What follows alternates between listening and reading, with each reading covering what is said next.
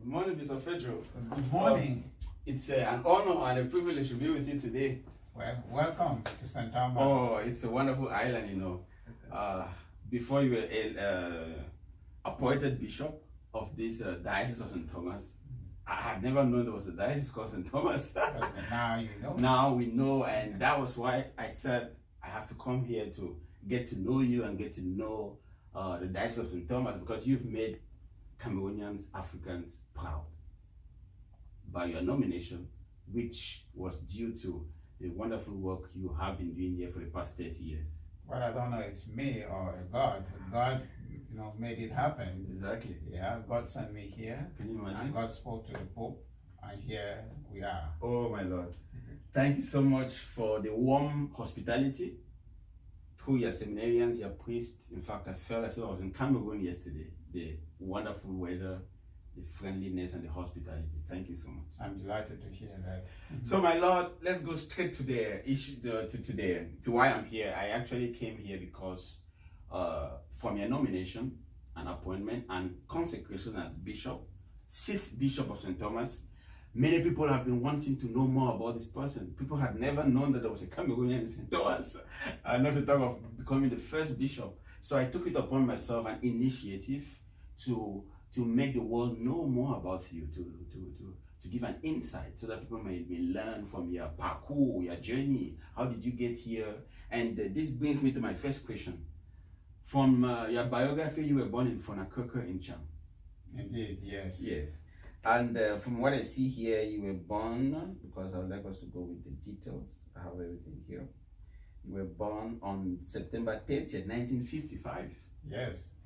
The troubled time in Cameroon. Tell us more about that moment.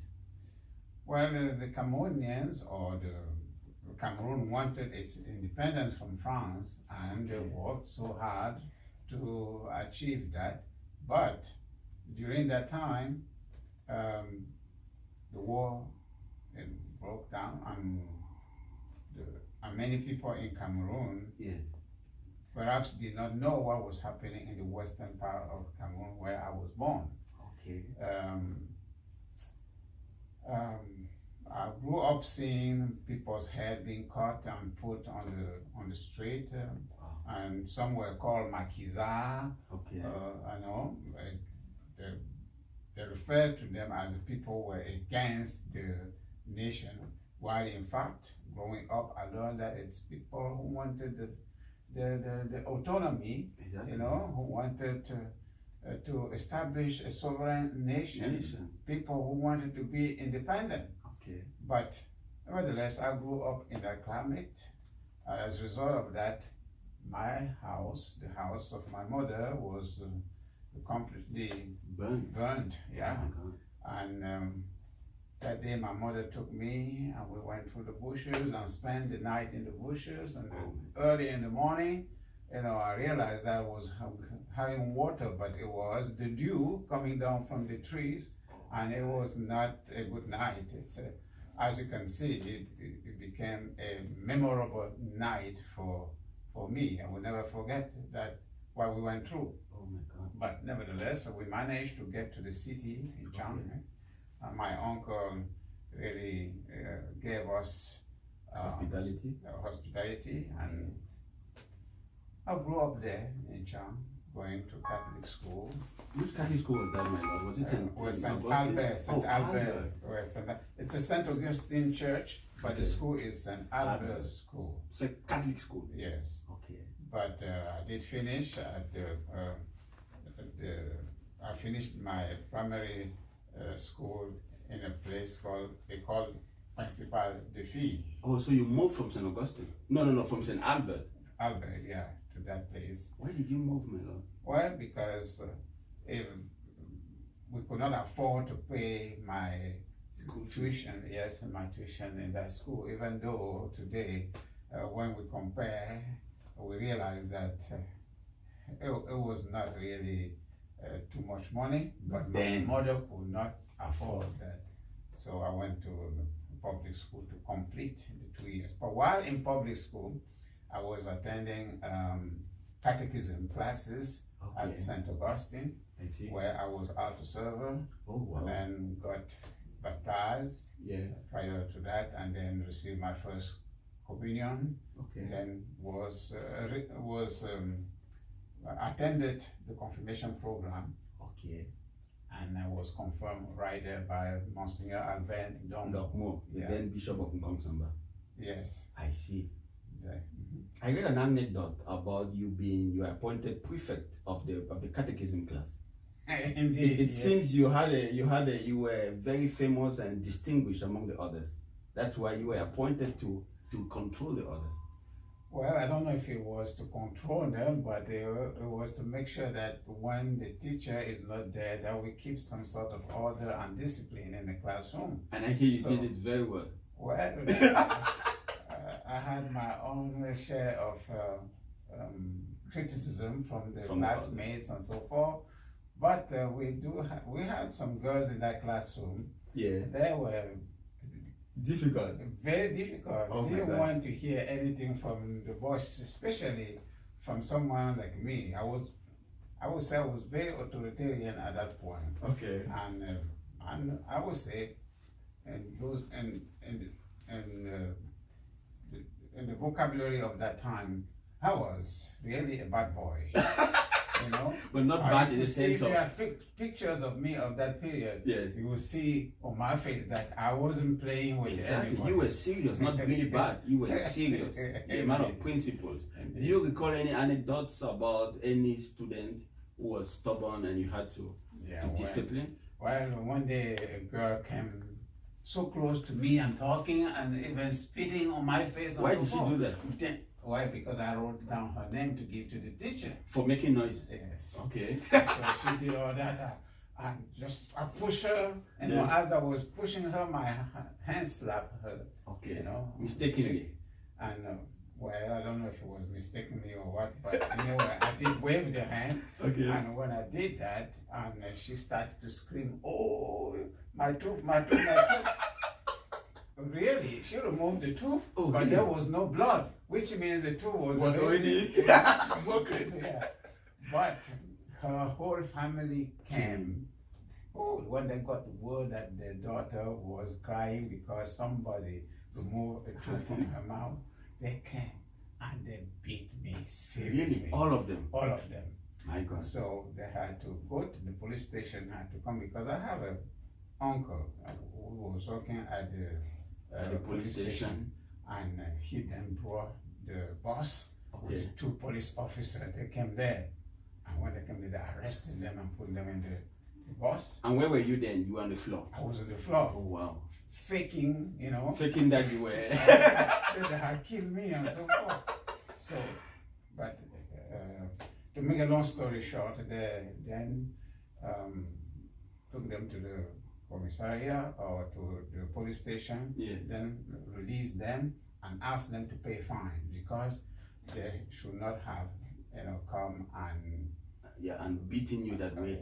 Because it was their way of taking the law into their own hands. Into their own hands. So your uncle intervened. But after paying the fine, my uncle came home. Okay. Woke me up and got the belt. Yes. And gave me another beating. So I should not have done that. Okay, you should not have. Well, I was given a responsibility. I carry out that responsibility, and then of course, using my hand, I created that problem. But since that day, I've never slapped anybody. I never even found myself, in a situation where I would be, fighting. But people always respected me anyway. Okay, that's a very interesting anecdote. Thank you very much. So from Chang, you've completed in St Albert, and then you moved to, from what I have here, you moved to that was in 1967. You completed in St Albert, and then you attended St John's College of Christian Brothers of Quebec in Banga. So did you move to Banga after that? No, when I have my certificate of primary school. And I moved on in 1968 to Banga. Okay, for your secondary school. Why? Good because for some reason my uncle heard that I wanted to go to the seminary. Okay. And they said, no question about it. Oh, My really? uncle, realizing that I was a good student and especially good in math and so forth, Okay. decided to send me to a trade school to study accounting. Okay. And so a Christian brother had the best school at the time in Cameroon. Okay. So they shifted me to Nchumbonga. Yeah, they shipped me to Banga, and then in Banga, I discovered that I could become a priest. How did you discover that? Well, the priest came to the school and said, it's not because you are attending this technical school or trade school that you cannot become a priest. It's not because you're not in the seminary that you cannot become a priest. And I said, what? What did he say? Okay. And then after that conference, I went and spoke to him. Okay. He just wrote down my name. Oh, wow. And then we started a vocation group in my school. Can you imagine? What was his name again, my lord? The name of the priest? Do you remember? Well, the name of the priest is Father Leon Kamgan. It was SCG priest, the Sacred Heart Fathers. Oh, okay. Okay. And so I became in charge of that group. He would then come and visit us. And Once in a while. yes. Not only I became in charge of, I was the animator of that group, trying to recruit other members to come and listen to Father, to Père Leon, Yes. who used to visit us. Okay. Then after that, I went to the novitiate.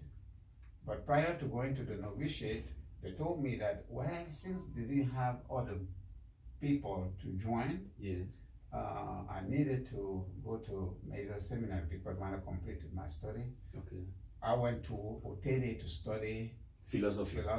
Okay. After completing philosophy, I went to Colbison. Grand Seminaire de Colbison. Oh, I see. And there I met a good number of wonderful priests today. I see. Yes, So bishops. let's take it, my lord. So you had a wonderful experience in Banga. You were animating the group, the vocation group. So your vocation became, you realized that you could become a priest. That Mbanga was an opportunity for you to continue with your vocation without your uncle distracting or standing as an obstacle. Yeah. After that experience, the Sacred Heart congregation sent you to Otele. Yeah, but it's also important, even though I was with the Sacred Heart Fathers, it's very important to recognize that in Banga, the atmosphere of Banga with the Christian brothers was an atmosphere that was really very, I would say, fertile for vocations. Okay. Because the Christian brothers really, they wanted to make us be the representatives of the Catholic Church in our workplaces. So they gave us what I would call holistic moral formation. Yes, a holistic formation, because in that sense, you're not going to just be, you're not going to graduate only in accounting. Exactly. But our lifestyle has to reflect the Christian values for which they came to Cameroon, because they came as a missionary and they wanted to make sure that they instilled the values of the Christian faith in us. The gospel and so as to really produce professionals that are rooted in the teachings of Christ. So with that type of foundation, it was easy for me because I already wanted to become a priest. Exactly. So I was already prepared to welcome any given vocation recruiter, into my heart and my mind. And Father Leon happened to be the recruiter at that moment. Okay. But the credit has to go to the Christian brothers. To the Christian brothers. Yeah. For the wonderful education and holistic formation that they and for accommodating and facilitating that type of transfer. I see. Yes. So profound appreciation go to to the Christian brothers who are listening to us worldwide for having inspired young people.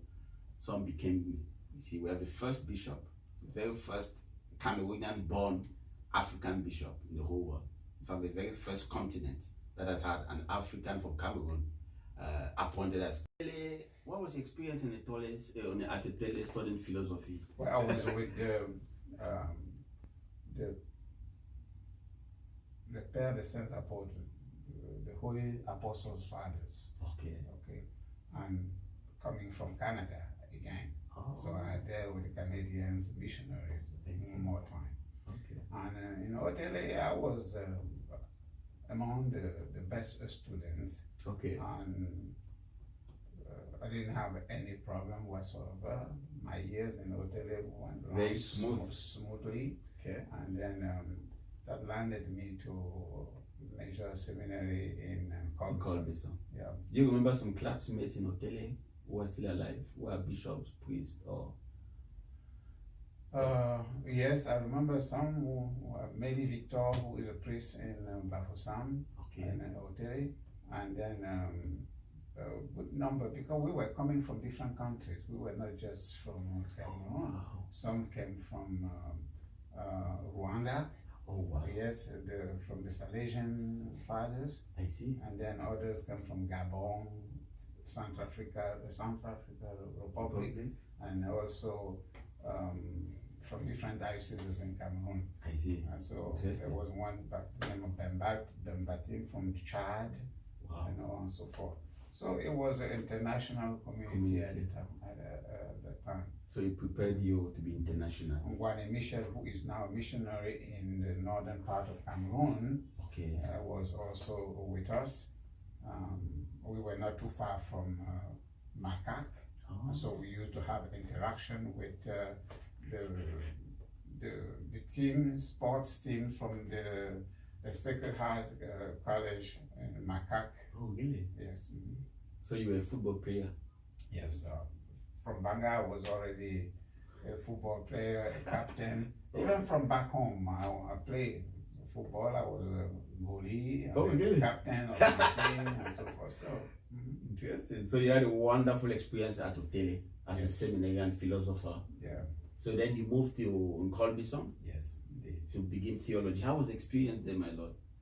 It was good because, you already spent times in the seminary, and the life was very regimented and well organized, disciplined and so forth.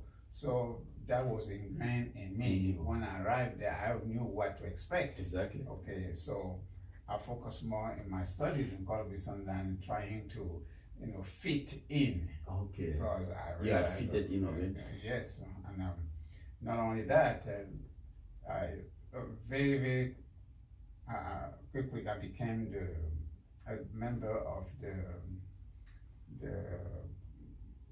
school publications. Oh, did you? Yes, called Rencontre.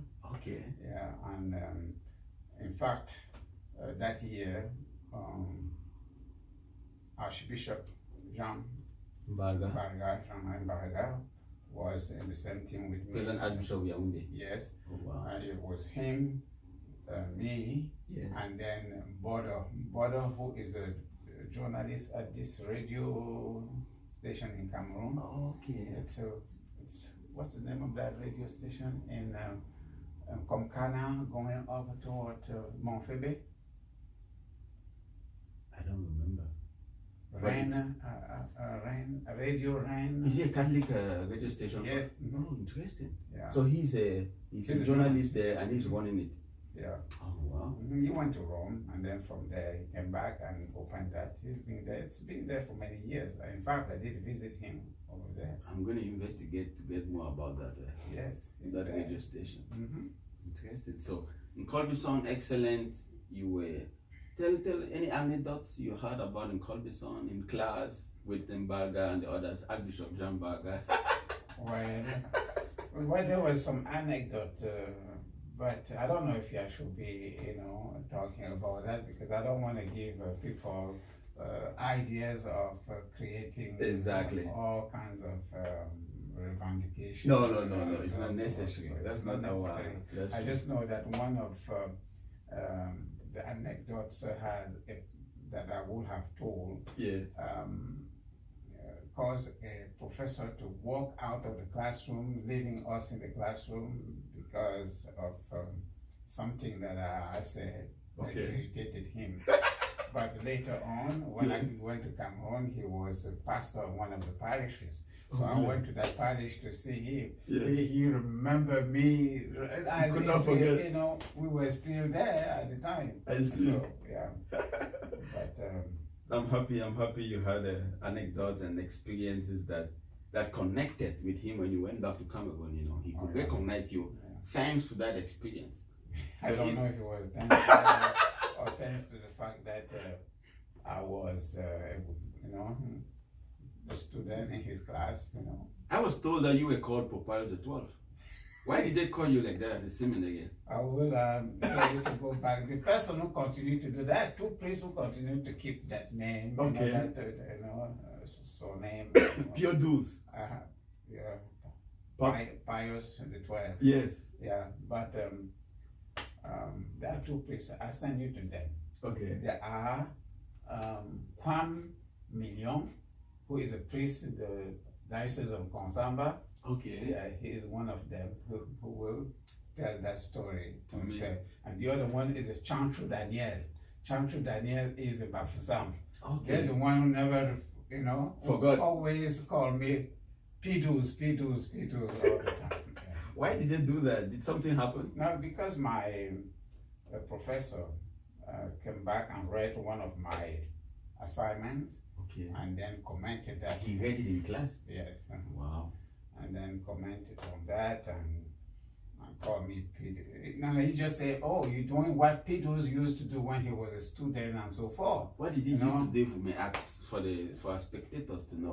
One who don't know anything about Pius XII. Well, because of the questions that I was raising and so forth, and thinking sometimes a little bit out of the box and so forth. But yeah. They continue to remember all that. From time to time, it disappears from my mind. But when I meet them, they remind me that my name is Pidus. So from this anecdote, it is clear that you were very, you were a person who was free to, you could express yourself. You were a person who knew what to do and what to say without any. You were not afraid. Oh yes, that I can say yes, because my superior, the Sacred Heart Father in Consamba at the time, once I left the seminary and went back to Consamba, he greeted me by saying, "Are you the one who are talking about simony?" Okay. Simony is this, you know, practice of requesting that people have to pay before they could receive the sacrament. Okay. Yes, so in fact, in one of my articles, I wrote about that because I realized that on the field, some of the priests, you know, instead of giving the sacrament, but they were requesting that you pay before they give you. And so my superior kind of said to me, "Come back and you will work on the field and you will see how it is. You know, you people are just book writing. You have to come and see for yourself, and you will eat. You will eat the books." You know? So he was against that article. Yeah, while he was raising a question, you know, and realized that I was too. You were thinking out of the box. You were really thinking, because simony was against, and Paul was totally against simony. Selling of giving sacraments to making it a business. No. Interesting, my Lord. This is quite interesting. So, after Nkolbison, you were a wonderful theologian. What happened? How did you, from there, you moved to the United States? Now I went back to Consamba and began my novitiate with the Sacred Heart Fathers. Okay. Yeah. Interesting. Something had happened in Nkolbison. Okay. They didn't want us back in Nkolbison. Okay. Because of the revendication that we were making. We even protested. One day, as I recall, we woke up, the bell rang, Yeah. I don't even think the bell rang. We woke up and went to the Rector. No, to the chapel. Oh, really? We got there. The chapel was locked. The door of the chapel was locked. We couldn't find the key. The guy was a seminarian, couldn't find the key. Can you imagine? Yeah. Why did he lock the chapel? We're not sure that he's the one who locked it.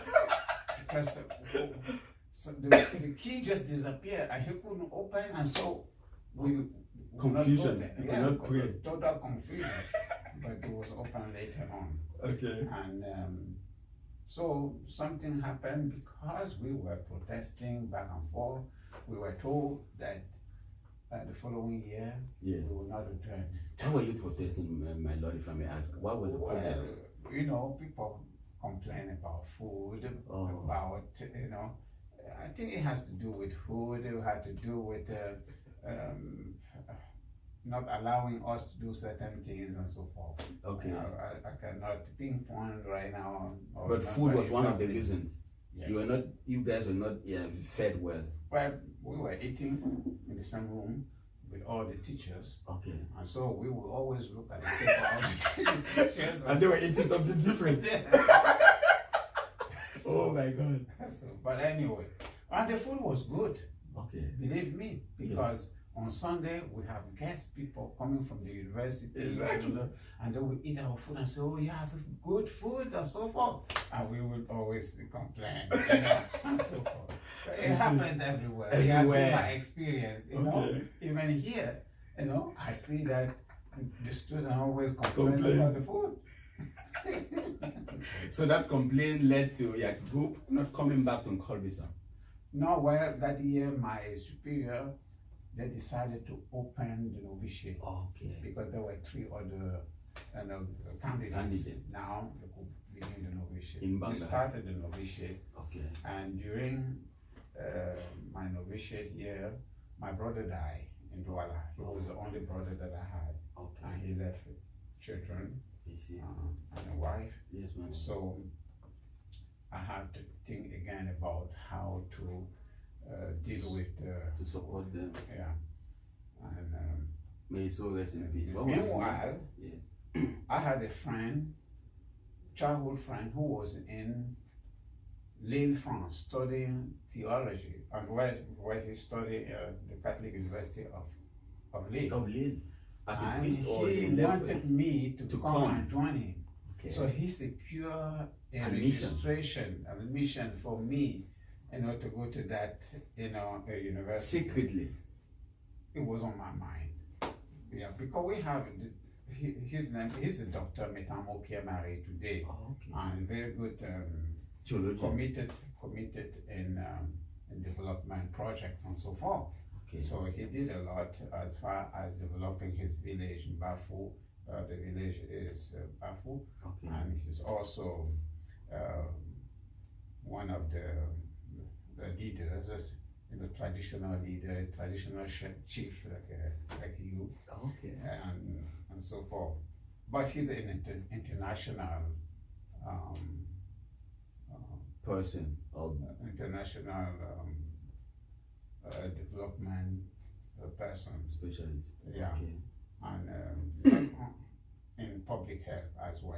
Okay. So he works in many countries and so forth. But back then, he was in Lille and he wanted me to come and join him over there. So what happened there? Well, I also had a brother in the United States. I see. So I thought of going to Canada because Mr Nchumbonga was in there. Canada.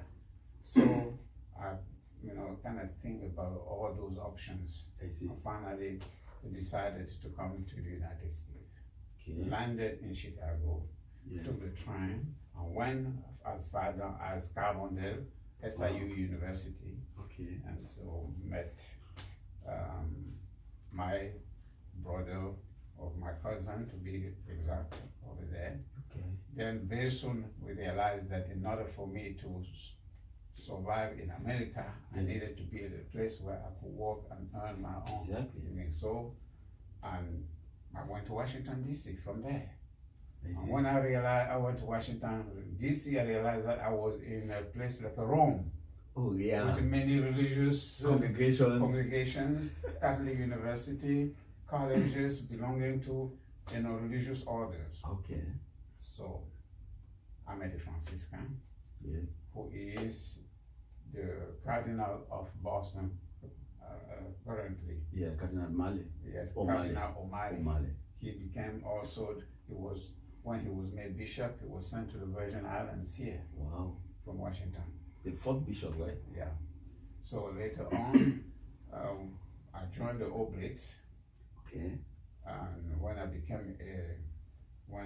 joined the Oblate, I went back to Cameroon to kind of see what it means to be an Oblate back home and so forth. Okay, you joined the Oblate in In Washington. United States, belonged to the Eastern Province. Oh wow. Then from there, went back to the university this time Yes. to study criminal justice. Wow. Okay, Interesting. at the graduate program at SIU University, because I had a tuition, and not just a tuition, an assistantship, I see. which enabled me to pay for my studies and Interesting. and then after that, later on, study administration of rehabilitation administration. Exactly. Okay. But in the interim between the two, I was invited to come to the Virgin Islands By this priest who by was a priest. Bishop Okay, was a bishop. O'Malley Oh, at the time. I see. Because he was with me in Washington, he is in fact the one who helped me join The Oblate. The Oblate. He's the one who registered me there and so forth. Wow. Because it's not that easy for you to just come And somebody does things for you. Who does especially when you came with no money in your pocket. Exactly. So you have to have a job, and then you have to be, registered at a given institution. That's He true. did that for Oh, me. wow. And he had me start the Haitian Catholic community in Washington, D.C. Because he couldn't, he speaks French, Okay. but the Haitian came from the country speaking French. And so, because I have completed my studies in philosophy theology already, French. but I was not ordained as yet because I was with the Oblates. Exactly. And so he used me, okay? Yeah. He asked me to assist in developing that community, which I did. And Interesting. that caused me to go to different embassy of French-speaking countries Okay. to let them know that there is a church here for French-speaking people. And not only we had the Haitians, Yes. but we also had people from different countries and so forth. Interesting. And I was now the person in charge of Of this group. that group. Interesting. It has grown, Okay. and now it has 4 different communities in Washington, D.C. Can you imagine? of French-speaking people. You know, I was so overwhelmed when I saw them at your Thanksgiving Mass. Yeah. So many, such a large community. Yeah. So you're a community builder, you're a man that brings people together. You have those talents too. It's not easy to form a group. It's not easy. Well, I was just a team member, Exactly. So one person cannot really, I would say, create, Mm-hmm. develop a community. Yeah. You have to rely on other people and Other so forth. This is what happened in my case. Yes. And but he also gave me some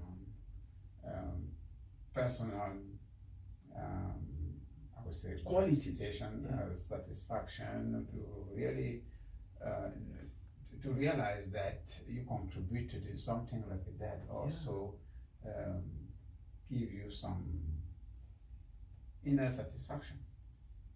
Not only inner satisfaction, my Lord, I think that it gave you some qualities of leadership which distinguish you later. Because you know, when it's a group like that, people, and I know very well, because I have established many groups, African groups. I'm really a man of very interested in establishing groups, because as a foreigner, when you have a problem, it is in the group that you can easily express yourself and you feel at home. So what you did was exceptional, my Lord. So you went the bishop. Let's talk about Cardinal O'Malley, because he played a primordial role in your life. Yeah, indeed. I think that when God created me, He put Cardinal Omale someplace and said to him, "You have a son that is going to be born in Africa, and he will follow all kinds of ways, and finally he will land." meet you. Yes, in front of you. So when I met him, it clicked immediately. Okay. The first thing that Omale asked me, Yes. after I spoke to him and so forth, "Have you eaten?" Oh. And I have a little. Yeah, you were a bit agitated. Yeah. And he said, "Okay, let's go eat something." He took me to this restaurant Okay, pizza. in this road called Wisconsin Avenue. So I'm there, Yes. and we enter there. I said, "I hope they don't ask me what I want to eat first, because I won't know what to say." Exactly. So he ordered the thing, because there were other 3 young, seminarians with us. Okay. So they ordered thing and so forth. They were Everybody waiting was for just you. ordering for So this easily. thing called pizza. I said, "Okay, I want a piece like him over there." Yes. So I didn't even know how to call it. I just pointed at like him, Yes. and so forth. So they gave me my own pizza. I sat down. So let's say eat. I'm watching to see how they're going to eat, because this thing was like So that. large. You didn't, have a spoon or the fork, but how you going to eat? Exactly. So I saw that they were cutting it, and I did the same thing, and ate and so forth. But anyway, it Interesting. was interesting. Okay. And then after we talk, Told him where you came from, your Yes, experience, and your then, journey. and then at the time I was living with Okay. with some Cameroonians, Yes. 6 in one bedroom. Yeah, before you met the bishop. At the time I never met him, because when I left Carbon there, Yeah. they gave me a name of a Cameroonian. Okay. So I went to his place. They were very nice, welcoming and so forth. Interesting. And I would say they share whatever they had with me. Oh, so you But were then sitting there. sometimes they say, "Well, you have to go look for a job." Exactly. Then one of them said, I said, "Where should I go?" They said, "You go to 16th Street. There are many churches on 16th Street. They will recognize you and so forth." Okay. That's what happened. And you I went. went there, first day, nothing. Second day, it was about the third day that I saw Centro Católico Hispano. I said, "This This Catholic place." classic. So I went there and I said, "The director is there." They say, "Yeah, he's here. It's a Capuchin priest." I said, "Oh, good." Because I've studied seminary. You know who is a you know. cappuccino and all So that. I say, okay, at least he will hear He will. he will be interested in listening to me. Exactly. So that's what happened. And he said to me after we ate, saying, "You say that you stay in a house, 6 of you in one house?" In one room. One bedroom, yeah, but the husband and the wife were in the room. Okay. We, in the night, we would just fold the sofa. the sofa, and then be there. Or you have to wake up early. Exactly. Because, so when he said, "Oh, you could come," I went over there, and then they had one of the folding beds. Oh. Okay, he unfolded that and put that in one corner. Okay. Said, "That's your place." So you moved from now that. I have a residence. Yeah. And I said that it was on 18th Street and so forth. It became my You will never forget first address 18th Street. in Washington. So, but yes, and then from there on, we talk about where to go to school, and he realized that, I'm not just someone who had gone to minor seminary. Exactly. I have already completed the part of my, formation in major seminary. Wow, he was impressed. So we went to the cathedral. I got my first job, and that was to be the doorman of the cathedral. Okay. And basically, I will come afternoon after school from 4 to 8 p.m. Okay. And my job was to put together all the things that they needed somebody, a young person, to do. So I did that. That was my first job. Wow. Now I have to leave that job and go to the residence, which is far. I have to take buses and so forth. Okay. everybody at the time knew how to drive. Okay. But I have no driver's license. But you knew how to drive. They have tried to show us how to drive in Otele, Okay. Christian Brothers.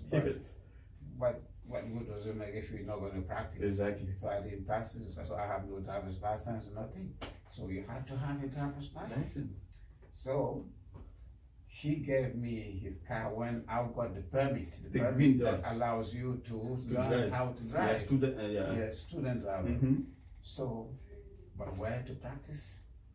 No, so he gave me his car. Is it the green Dodge? Yes, that Dodge. He sat on the side, and then I knew how to kind of keep the car going and so forth. See, especially if you're the fact that the automatic car, you don't need to shift and so changing forth. the gear. Okay, I started, I was just doing this.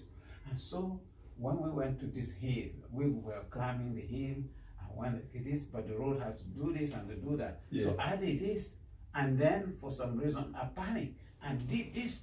Before he realized the car was moving on the other direction, he had to jump in front of me and grab the steering wheel and put the car.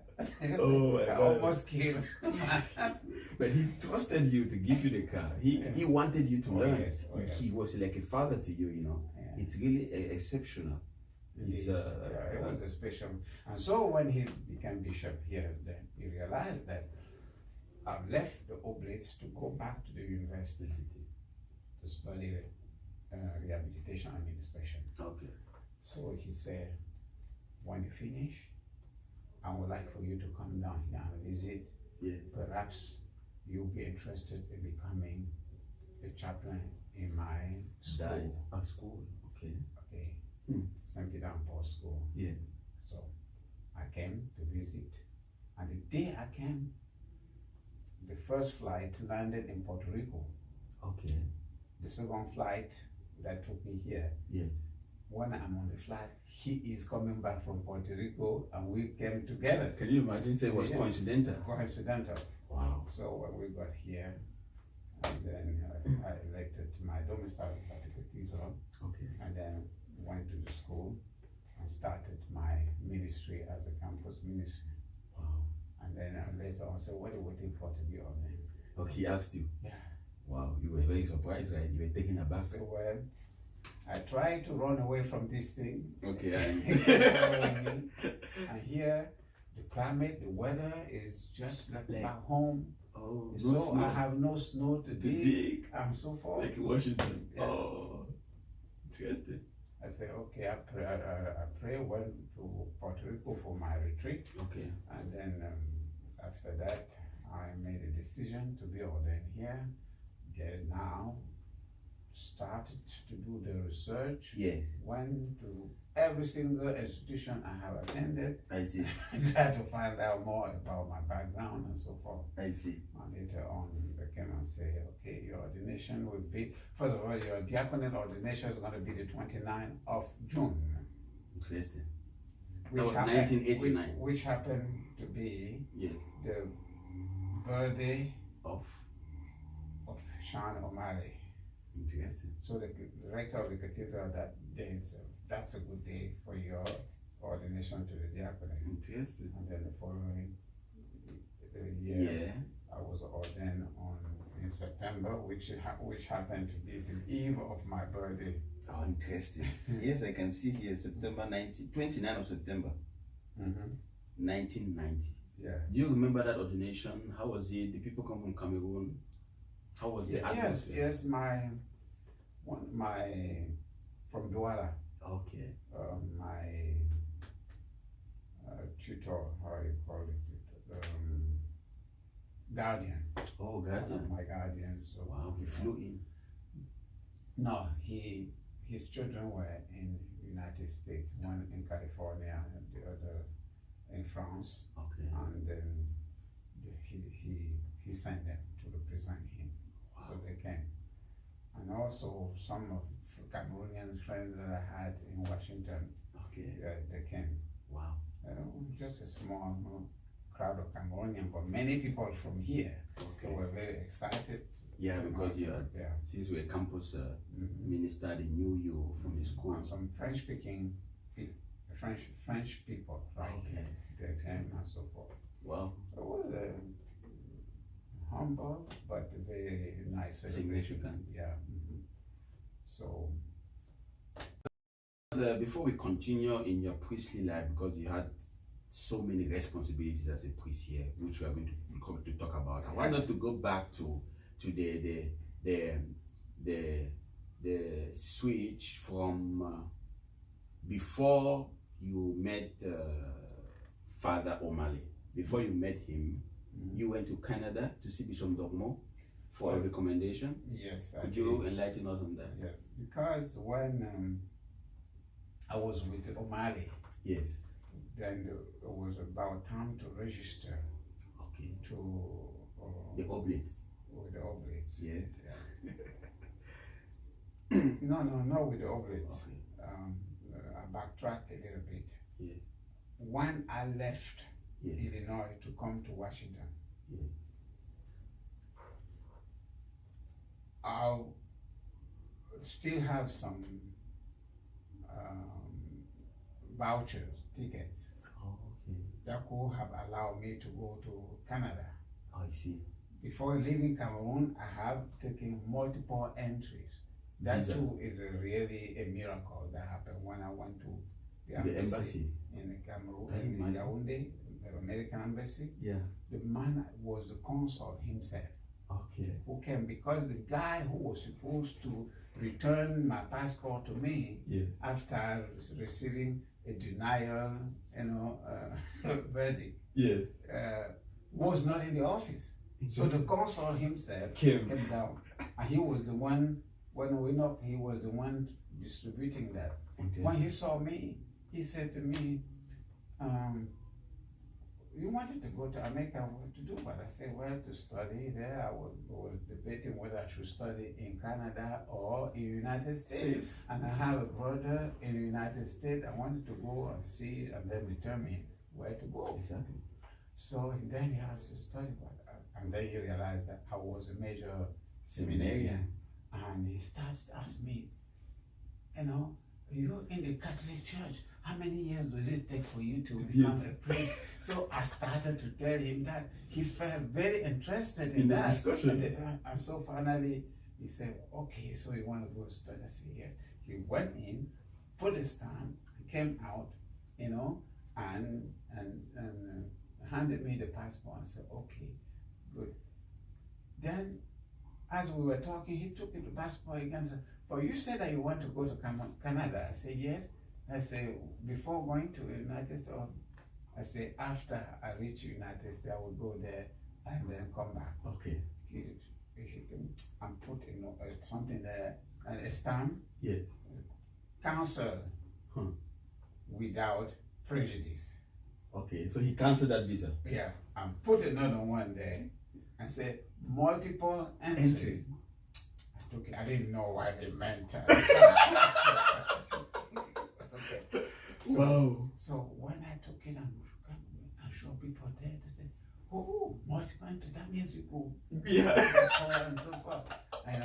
So I took it. Went to the Canadian embassy when I was in Washington. Okay. With these people, 6 people in the room. In a room. So they were very helpful.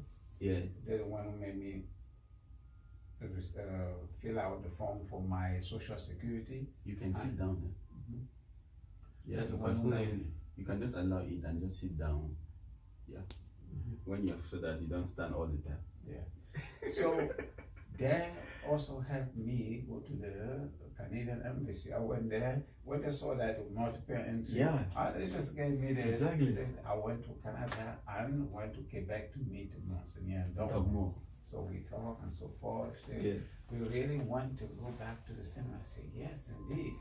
He then wrote a letter of recommendation. Said, "When you go there, the seminary, you go to a Catholic university, you take that to them." Exactly. So, Wow. Press 4. Wow. When he said that, he wrote a note. I see. He wrote a note. Yes. And I took it. Okay. And brought it to the seminary. I see. And when I brought in seminary, there was a Cameroonian there who lied that he was in the seminary in Cameroon. Okay. But when he knew I was coming, Yes. he tried to basically destroy me by saying, well, he said he got this from a bishop. Oh, the Cameroonian bishop over there is no longer, is not a bishop. He was a... He started telling the story. Yeah. Oh. Discrediting. The author. Yeah. So when I got there, he confused the people. So people didn't know what they said. Well, we don't know for sure, and so forth. Oh. So when I realized they were hesitating, yes, I just went back. Okay. That's why the following week I went to the street and went to see. I met with Cardinal O'Malley. I see. So you were basically rejected from that oblique. But I did show the letter to O'Malley and so forth, which really helped you. Helped me a great deal and make him to realize, confirm what I have told him before.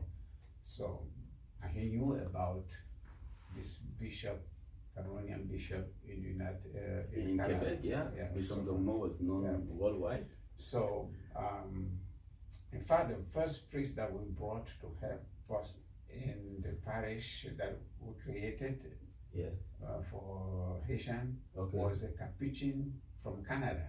Oh, really? Yeah, because I was not ordained yet. I could do anything I wanted to do, but at the time I was not ordained. Yeah. So that priest had to come and serve as a first priest in that community. Oh, wow. But he was an older fellow, but I'm the one who was running errands, doing this, doing that, and animating the group and so forth. I see. Yeah. But yes, after that, I went to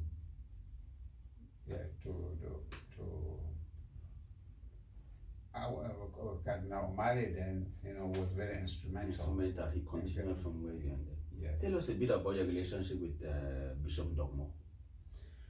Bishop Nchumbonga, he was very encouraging, and as far as I remember, he gave me some pocket money. Wow. Okay. When you went to Canada? When I went to Canada. But he's just talking to him. Yes. And hearing him encourage me and motivate me and so forth, that really gave me the incentive to move forward and move forward and do what I wanted to do. And I knew that I always have and I went to visit him at least 2 times before he got sick. I see. Whenever we would go there, once we went there, he would always take us to the restaurant. Oh. And we went to St. Anne de Beaupré, where he used to preach and so forth. Okay. And the presbytery in St. Malo, where he was. Wow. He had books all over the place, and he started to talk to us about his desire to have the university, Catholic university, everything that he was doing behind the scene with the other bishops in Cameroon and so forth.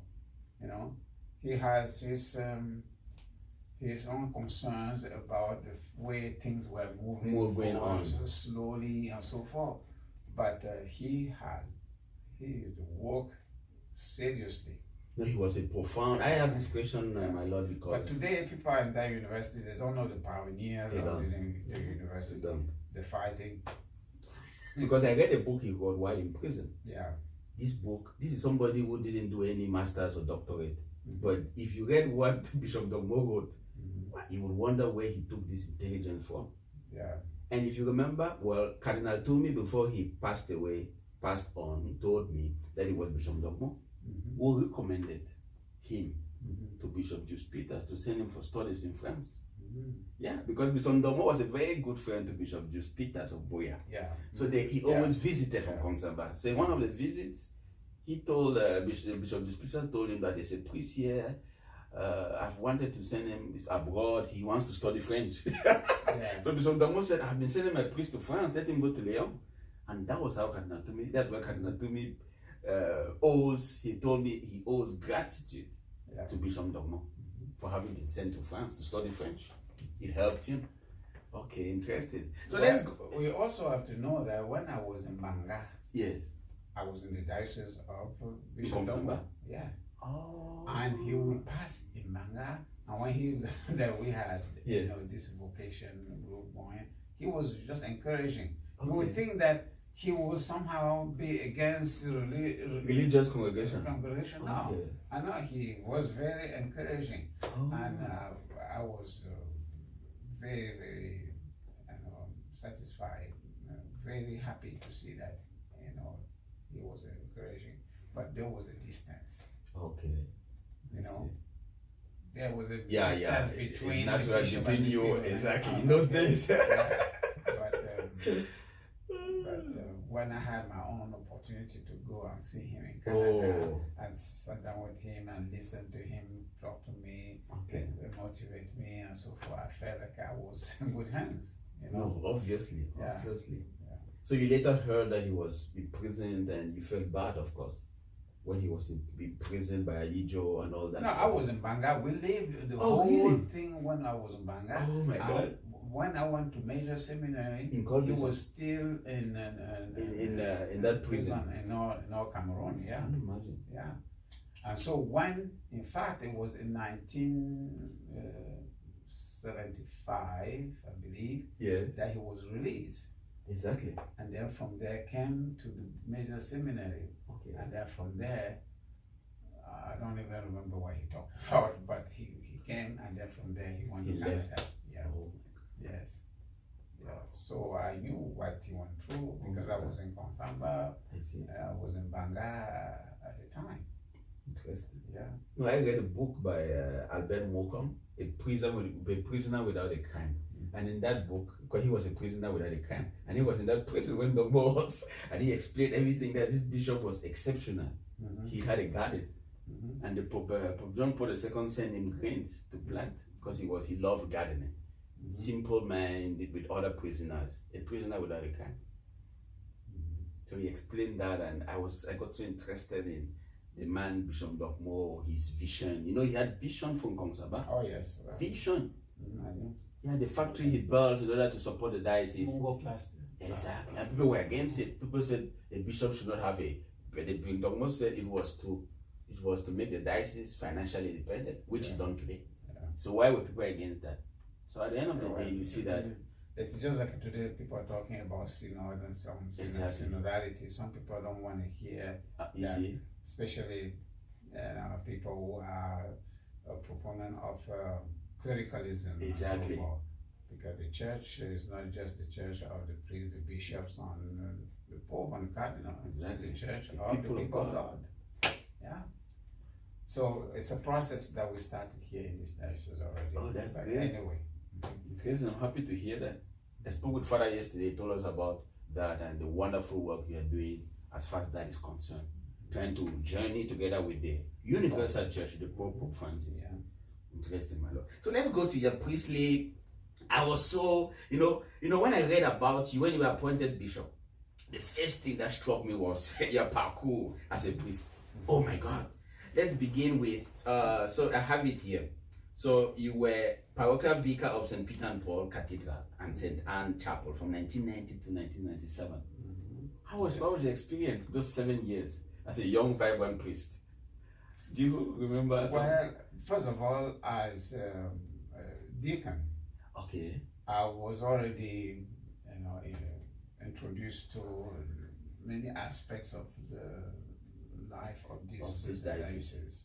And I was doing prison ministry, Okay. and I could, stream my guitar, and I would go there and do that, which of course made the inmates somewhat To get closer to welcoming. you. Yeah. When I get there, they look forward to my passage over there and so forth. Already, I realized that, I was touching lives and so forth. And by the time after a few years, I was here as associate pastor. But my pastor at the time was spending more time on the other beautiful island. Okay. And I had to be the one here basically running the cathedral. The cathedral. Wow. And of course, since the St. Anne, which is a French town community church, I see. With the people from French descent, the French people from France, who established that community, being fishermen who migrated here from Saint Barthélemy, which is a French island not too far from here. Yes. So they were very welcoming, because I could speak some French. But the French was basically a broken French. But I don't think so, because you studied in French. Over the years, living far away from France, and living here with English, having hard time speaking English. So they have their own way of speaking French. I see. So, but another could understand me. You were able to dialogue. And then I was asked to animate that community. I see. So, and I felt like it was a good place for me to begin my ministry. As a deacon. But at some time, the typed on the leadership of my diocese, type of my experiences. Yes. Not only I did criminal justice, and then that enabled me to put me in a place where I could deal with corrections, meaning the inmates and so forth, and the juvenile. Yes. That also the type on my accounting experience. Wow. And before long, I was already recognized. The finance officer of the diocese. Wow. But working with another lay person. Okay. Which was not an easy task. And especially with a foreigner. Oh, a foreigner who is prepared, who knows, who has studied. But yes, but at the same time, it was not a really smooth experience. But we managed. I see. And being a priest gave me a little advantage also. Exactly. Because many of the data were kept away from me. Okay. And so it was difficult for me to do my work in that area. But I will go to different meetings, conferences outside the state. Okay. And then that enabled me to kind of learn more about what it means to be a finance officer of a diocese. Interesting. Yeah. Wow. So that is interesting. Your first 7 years, financial officer, working with prisoners, animating them, and then French and religion teacher in 1992. So during that time, you were also a French teacher. Yeah. Interesting. Well, if you don't want to get in trouble, keep yourself busy. No, it's true. And my superiors knew that. Okay. And so they kept me busy. Yes. We have beautiful beaches all around and so forth. But the tourists come here, they enjoy all those beaches. Yes. But I have my hands and my eyes on what I'm doing. Fixed on your work. You are not distracted. So, but once in a while I do go to the beach, but it's not really the place where I have to go. Exactly. It's not your scale of preference. Interesting. Assistant principal of St. Peter and Paul School. You are also assistant principal.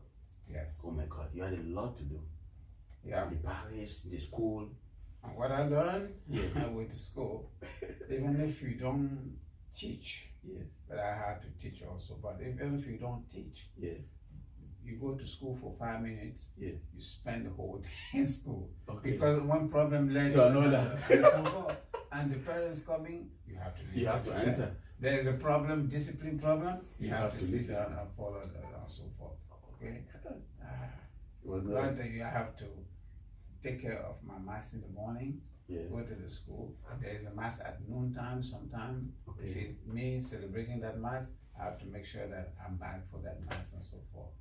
And between there are other things, the meetings, choir rehearsal. And I have to go to Frenchtown on Wednesday, Fridays to celebrate mass over there. Wow. So that kept me busy. You were up to the task. You were young, vibrant, and energetic, dynamic, ebullient. So after that, you were the assistant financial officer, you have explained that already, till 2004, from 96 to 2004 of the diocese. Interesting. Then You were director of vocation 96 to 2000. Tell us more about director of vocation. Yeah, well, as you can see, we need a priest. We have always need priests, always. Yeah. So you have to go and bring that awareness, raise the awareness of people as to the reality of the diocese. We have priests, they're serving, but tomorrow they go all on leave and so forth. We need replacement and so forth. So, and the local people here, for some reason, because we have, I would say, Protestant mentality due to the history of this place and so forth. I saw that you did already some studies in that area. Yes. You just came yesterday and you're publishing already some story about that. That's fine. I'm glad. My people will get to know about this area. Congratulations. Oh my Lord, it's my pleasure to make this place known. So, because of that Protestant mentality here, it's difficult for people to think of giving themselves to priesthood, especially Catholic priesthood. Catholic priesthood, or not having that. Just like in many places in Africa. Okay. We want our son to become a priest, but we don't want to give. Yeah, no. But maybe if it was just for a few years, yes. Yes, but not forever. But we pray for vocation for the son of the neighbor. Not for our children. Yeah. Oh, that's a contradiction. But I'm glad because in Cameroon, wherever you go, you have priests. You have. The bishop has so many priests that he doesn't know what to do with them. Yeah. Yes. Yeah. But I wish it was here. Yeah. But I think you were able to succeed during your tenure from from 96 to 2000, 4 years. You were able to. Did you fish out some people? Of course, you have to always go out looking for candidates and so forth. Yeah. Wow. I recruited people from Haiti. Okay. Even from Congo. Wow. And from Cameroon. Interesting. So I think I have a good number of Cameroonians in the diocese. Congratulations. So much so that 1 year I heard people say, "Oh, it's not a parish, that's a Cameroonian parish." Parish of Cameroonians. So the people already know that. Yeah. But thank God we're producing good priests. Very good priests. In fact, somebody was telling me yesterday, you guys from Cameroon are so exceptional, charismatic. You guys bring life to any place you go to. And I was so happy to hear that. It was a testimony that Cameroonians here have been doing an exceptional job. So my Lord, not only a job, a missionary. So you were an administrator 97 to 2000 and rector of the cathedral from 2000 to 2001. You were rector of the cathedral. Yeah. Okay. And then left. Yes. Went back to school. Okay. To complete my studies in rehabilitation and administration. Okay. Then returned because my bishop needed me to go to Holy Family because we had a problem there. Yes. And he said, "Please come back and go to Holy Family." I went there and spent 5 years over there. Oh my God. Is that in another island? No, it's on this island. Okay. You will visit that. Okay. Thank you. It's a very good big parish and so forth. Thank you. Well, there is a statue there that was erected in the honor of my family, given by the bishop and the people of that area. That is serious. Holy Family, Wow. Statue. Yeah. I can see it here. Holy Family Parish from 2004 to 8. Wow. And it was due to that you were elevated to Monsignor. Now I was elevated to Monsignor while I was still here in the cathedral. Okay, that was in 2008, if I'm not mistaken. No, 2002 or 4, between 2002 and 4. When it was a 2. Exactly, okay. 2002. By Pope John Paul II. Yes, when Bishop Murray was bishop here, when he came, he realized that you had done a lot of. According to him, I have the diocese in my your palms. But also, we have to launch the restoration of the cathedral. Okay. That you see the cathedral. I see it's looking new beautiful everywhere. and so forth. But if you get a picture of the then cathedral, 1990s of the cathedral, oh, nothing to talk about. We started. It was a long process, and my predecessor, yes, when he came in, I was at Holy Family. Yeah. He brought me back to the cathedral. Can you imagine? He said, no, because the person we put here, they're not very motivated because they're not the one who started it. Yes. And they themselves say, you could bring the person who are more, more passionate more, about the restoration. charismatic. But it was an easy task. Thank God I have Father Louis Kemayo, Okay. whom you will meet tomorrow. I see. He was ordained for the Diocese of, I believe, in the west, Abombang, Abombang in the east. Yes. Okay. And then after that, I went to Cameroon once. He was in Montpellier and told me that he wanted an experience here. Okay. So I brought him over. Wow. He's been here ever since. But he's a very, very hard-working priest. Committed. And because I had him, Yeah. I was able to, I would say, resume the work of the cathedral. restoration of the cathedral. Interesting. But the bishop, my predecessor, Yes. he has very good taste in that. He knew what to do and so forth. And then I was basically Bishop following Beva. following his instruction, but I was on the field all the time. Always in the field. Drinking, so to speak, dust and everything. But the result was we worth made it. Yes. Oh my God. Yeah. So my Lord, after that, you were appointed bishop by Pope Francis on Very recently. yes, that was 3rd of March. 3rd of March 2021. How was your reaction? How did that happen? How did this miracle happen? Well, prior to that, first of all, I was the vicar for clergy. vocation director, and then I was made. First of all, I'm a member of the consultors of the College diocese. of Consultants. Yes. Then, of course, I was made vicar for clergy, and this is a role that I played Yes. for many, many years. Because first, I was appointed by Bishop Bishop Murray, Okay. Jesuit bishop who was here, I see. and then was also the chancellor of the diocese under him. Wow. Then vicar for clergy, Okay.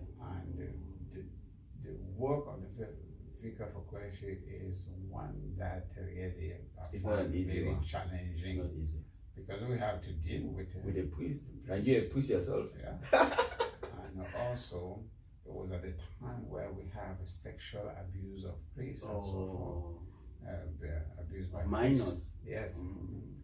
But we have to attend all kinds of conferences. We have to come and lay down the rules, the regulation, and follow kind it all. of modify the lifestyle of people in rectory, who should come, who should not come, things like that. And not only that, we have to enforce. Exactly. We have programs that we have to bring and expand to people. Yes. And adopt.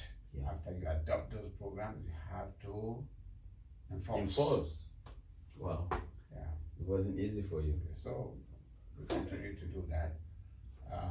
But at the same time, you have to be looking for vocations. Obviously. We have vocation, they come, Yes. and then we will see in 1 or 2 years if they are our priests, and many will just pass and transit and go. Okay.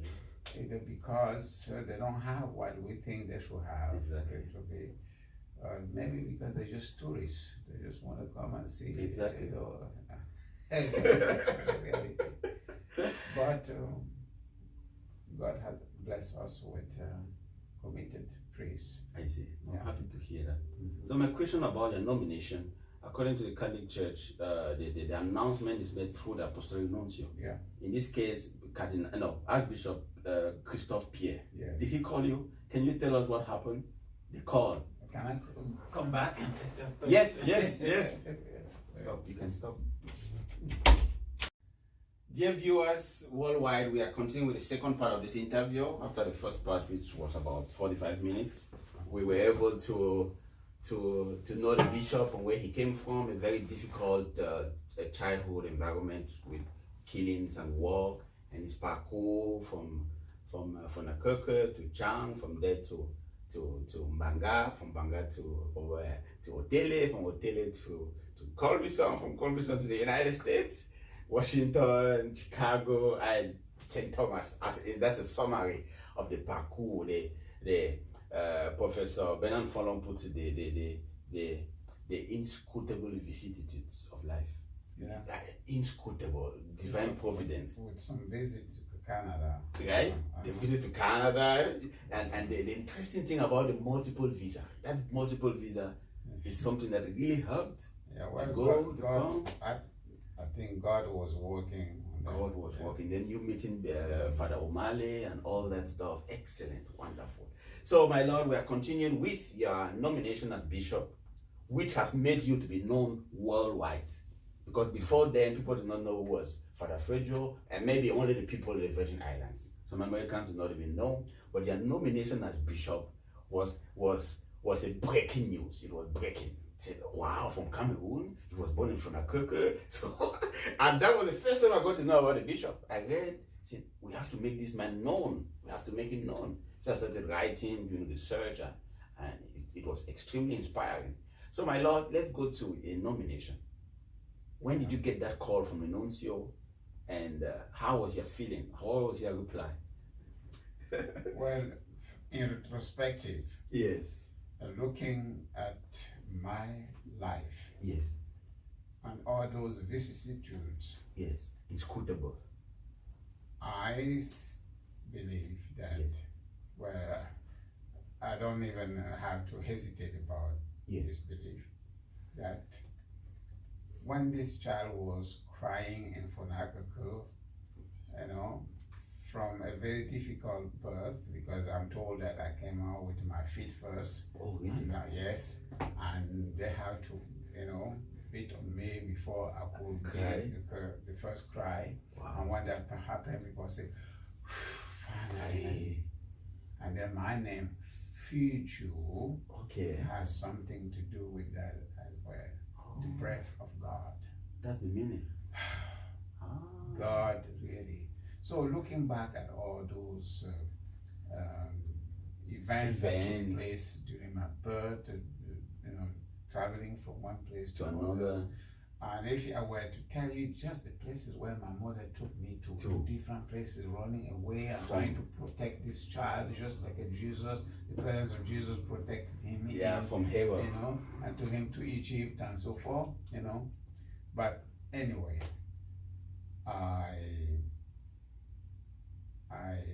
when I look back, I say, God has, I always say, predestined me, yes, to come here and work in the United States. Because as an orphan, yes, not having any support, and going to that embassy, can you imagine? And getting a visa. A multiple. First of all, a visa that was denied, yes, and then all of a sudden granted, yes, with some special mark on it, multiple entry. Yeah, special. That day, tears came down from your eyes when I walked out of that embassy. Say, I don't have any deputy or no connections, Godfather to go there and intervene for you. All these things. How? God really is. God was working. Yes. So, with that in mind, I put my faith in God and say, okay, you took me, you led me into this country. Okay. I'm yours. Wow. And totally yours. From the moment, even though I struggled, even in the United States, at some point I thought that I could just slide and go and become something else. Yes, okay. I started thinking, if I get married, I will be professional. I study this, I study that, I will do this, and so forth. But it didn't gel. It did not really, captivated me. Didn't fulfill you. So finally, when I found myself walking in this place, yes, I never dreamed that this Cameroonian will become even a vicar general. Exactly. And I've been vicar general. Yes, you became. I never dreamed that I will even move beyond that. I only knew that I have to be a good servant to my bishop. Exactly. And I have 4 bishops. Bishop that you passed through. And any given bishop Yes. really had to compliment me, the more they gave me assignment, the more I realized that, they were happy, Okay. about my work, what I was doing, and that were well served. Yes. Okay. I have my shortcomings, I have my Yeah, like a human limitations being. and so forth, but that did not discourage them from trusting me I see. and giving me responsibility. So that morning, Yes. and I had already met the nuncio in many other events because as a That's a vicar vicar general. for clergy, I had to travel a lot. Oh. And I will go to many places, Yes. and I will be the only black person. Okay. And as vicar general, I will go to other places, Yes. and people say, "Oh, there's vicar general of the Virginals who come in here," Yes. and I will walk in. The people will ask me, "You came with the vicar general? Where is the vicar general?" Not knowing you were the one. And then when I would say it's me, I could see the embarrassment, in their eyes faces. and so forth. Yes. So that day, I have gone to Our Lady of Perpetual Help. I had a meeting there. Came back here, and I Yes. was just standing in that office, Okay. standing, and the phone rang. I picked up the phone. The nuncio said to me, "Is Monsignor Feudjio?" I said, "This is him." Speaking. Then he turned because he knew I'm a French speaking, Okay. and asked me, "Was that the boo I see?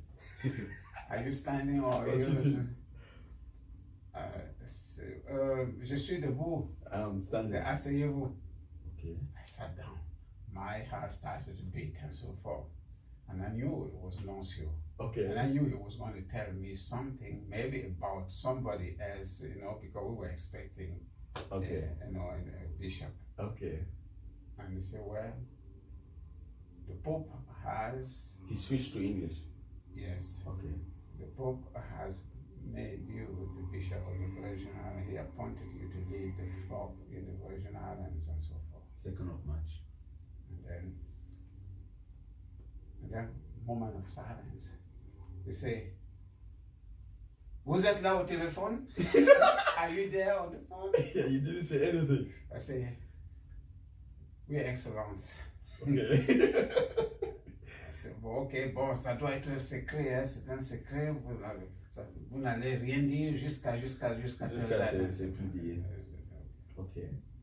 So that was how the call ended. Yeah. How was your feeling after that alone? I started to ask myself where I was. Exactly. Yeah. Many questions.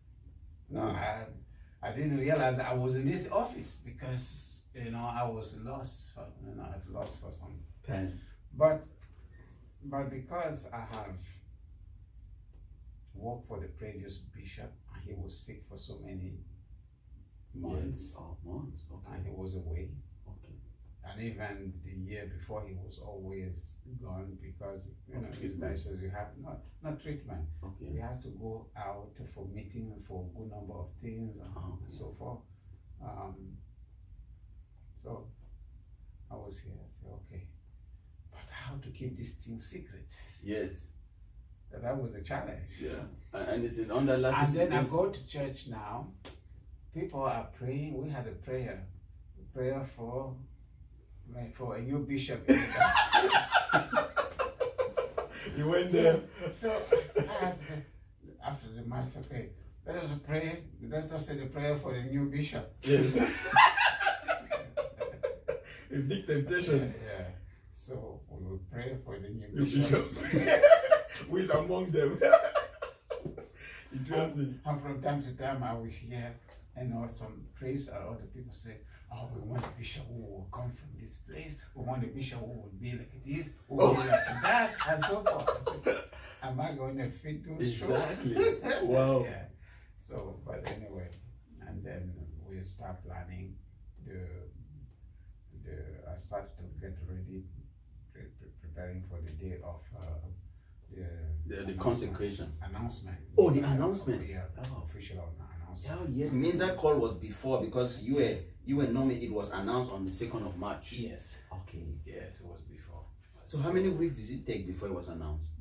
1 week. Wow. So for 1 week you had to be quiet. Yes. Oh, 1 week. It wasn't easy. So that day, because I knew I can, I said to the people, we're gonna do this thing and so forth. And some people, some of my parishioners were curious. Yes. They realized the plan, the program that I said, but what are you going to be doing then? You know? Exactly. I said, I have to find some way to tell lies to the people. Exactly. Because I don't want to be revealing. No, you can't. If you reveal, that's. But anyway, It's communication. that day came. You can't. It's a secret.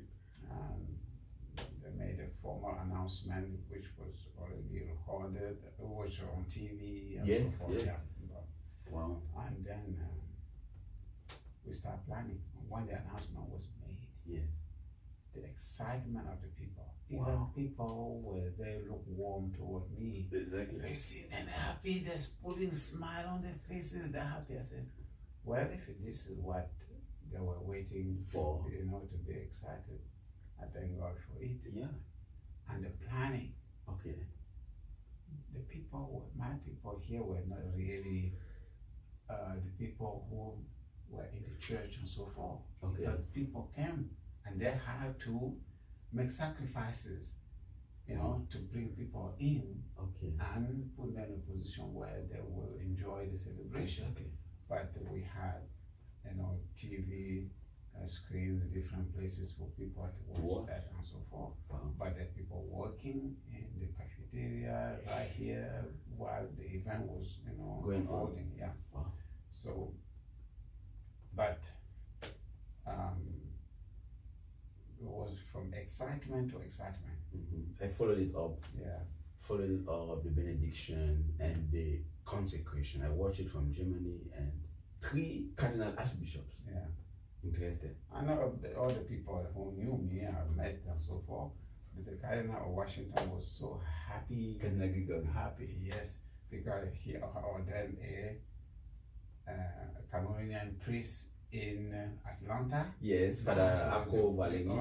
The consecrator of a bishop from Cameroon. Cameroon.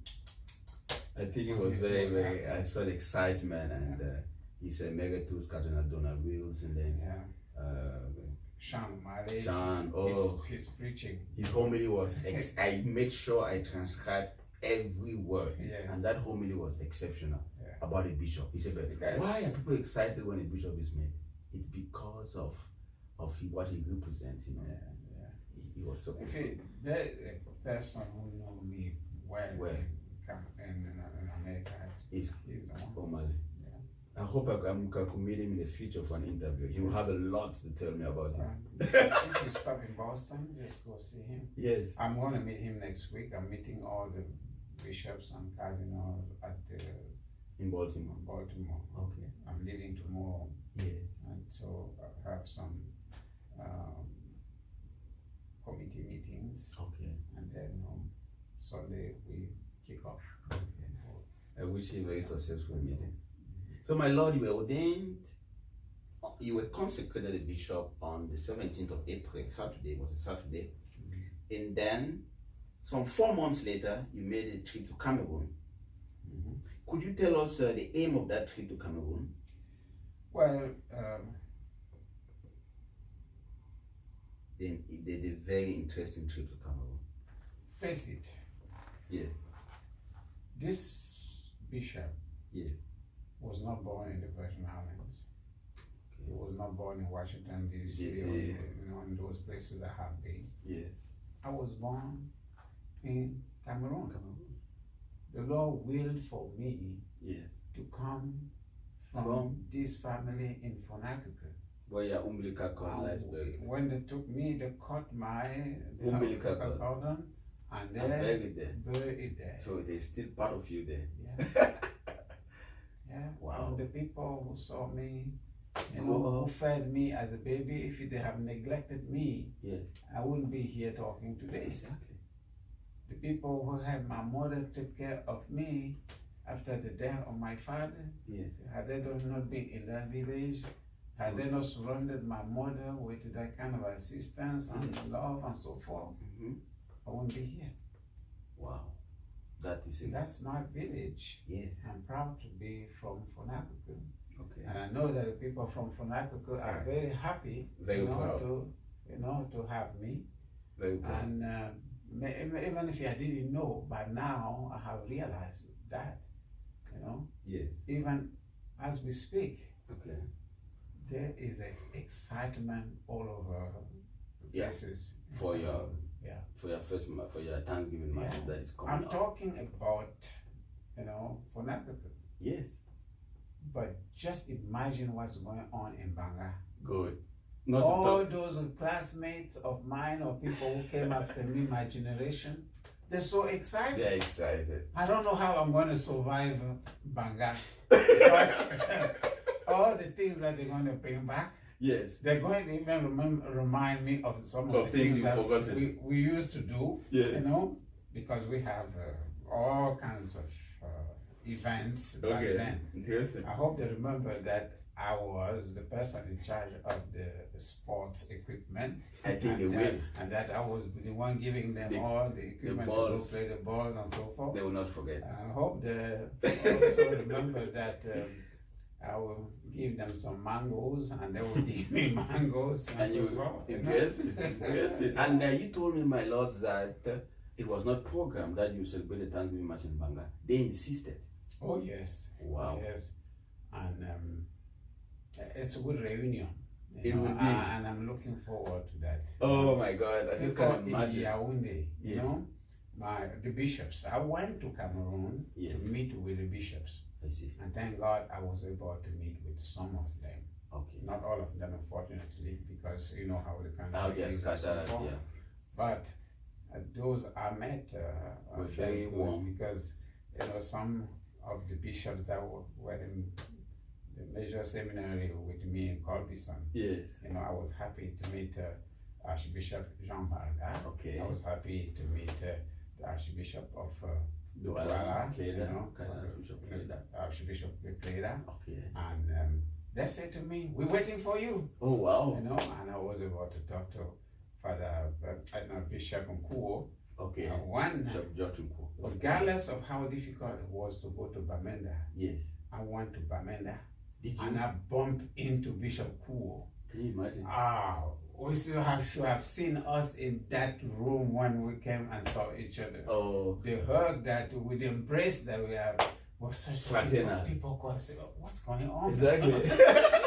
It was just the joy. Yeah. And he was raining. Yes. He came in the rain to Okay. put me in the car because we were leaving and so forth. Oh my God. Wow. Okay, it's not easy to kind of see a bishop get into the rain and Exactly, to accompany meet you. someone. So had you met Bishop George before? We were, Yes. when I entered Colbison, Okay. he entered Bambwe. Oh. And we exchanged letters, Oh, really? okay, maybe 2 or 3 letters. I wanted to write to him in English, Yes. and he write to me in French. Yes. So that he could practice. That was the aim. the purpose, yes, and so Okay. forth. Because the Christian, the Sacred Heart Father wanted to send me to Bambwe, but the last minute they sent me to Colbison.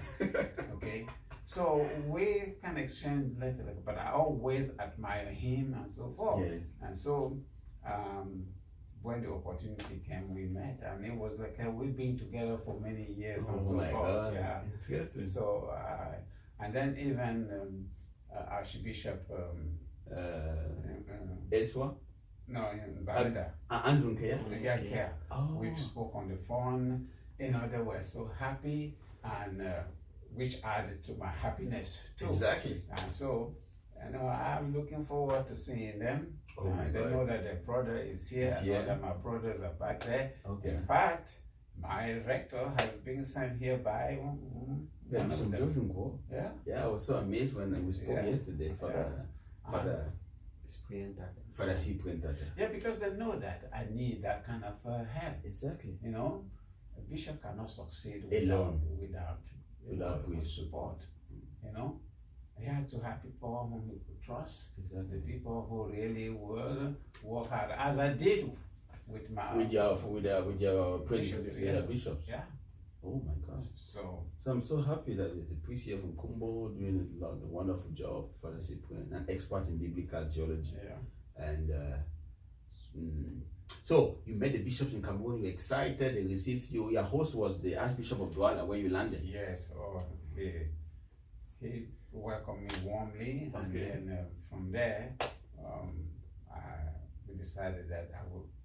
When I visit all the priests and decide when the mass is going to take place, Okay. and then I will inform everyone. By now, Yes. they're well informed. They know that I'm coming back. Okay. The Archbishop of Douala say, "Oh, we're waiting for you." Oh, so nice, so We're waiting nice. for you, so. I was so happy about the interview that was conducted by Father Willie, Yes. Veritas Television in Douala. Yes. Oh, he's a wonderful, Exceptional man.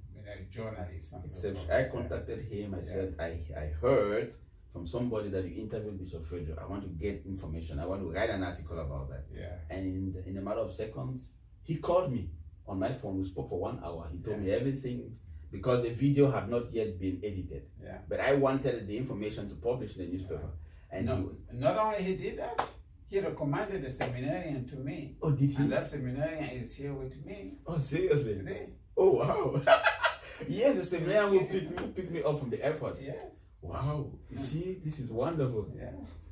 So apart from him, are there other seminarians, my lord, seminarians for the diocese? Apart from him. I have one who is studying in Bamenda now. Yeah. Okay. So he's back home studying. But I have one who will be ordained, if not next year, the year after.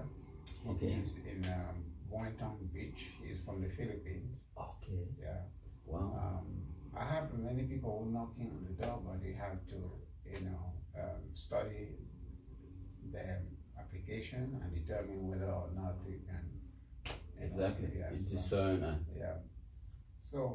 So dear viewers, we have a seminarian from Cameroon here with us. Do you want to show your face here for a second? So this is him. We're so happy to have him here. yes. What's your name again?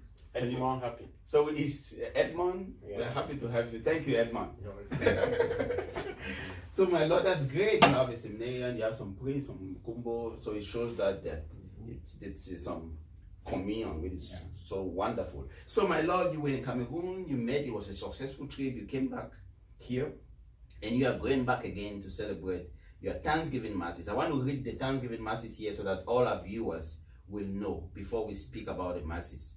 So Bishop Feudjio is going to be having the first Thanksgiving Mass is going to be at Nchumbonga on December 4, 2021. It's going to be at St. Augustine. This is where he graduated from St. Albert's Catholic School in Nchumbonga in 1967. So that's why he's going there. Not only Okay. I went to school there, Yeah. but the church over there, St. Augustine.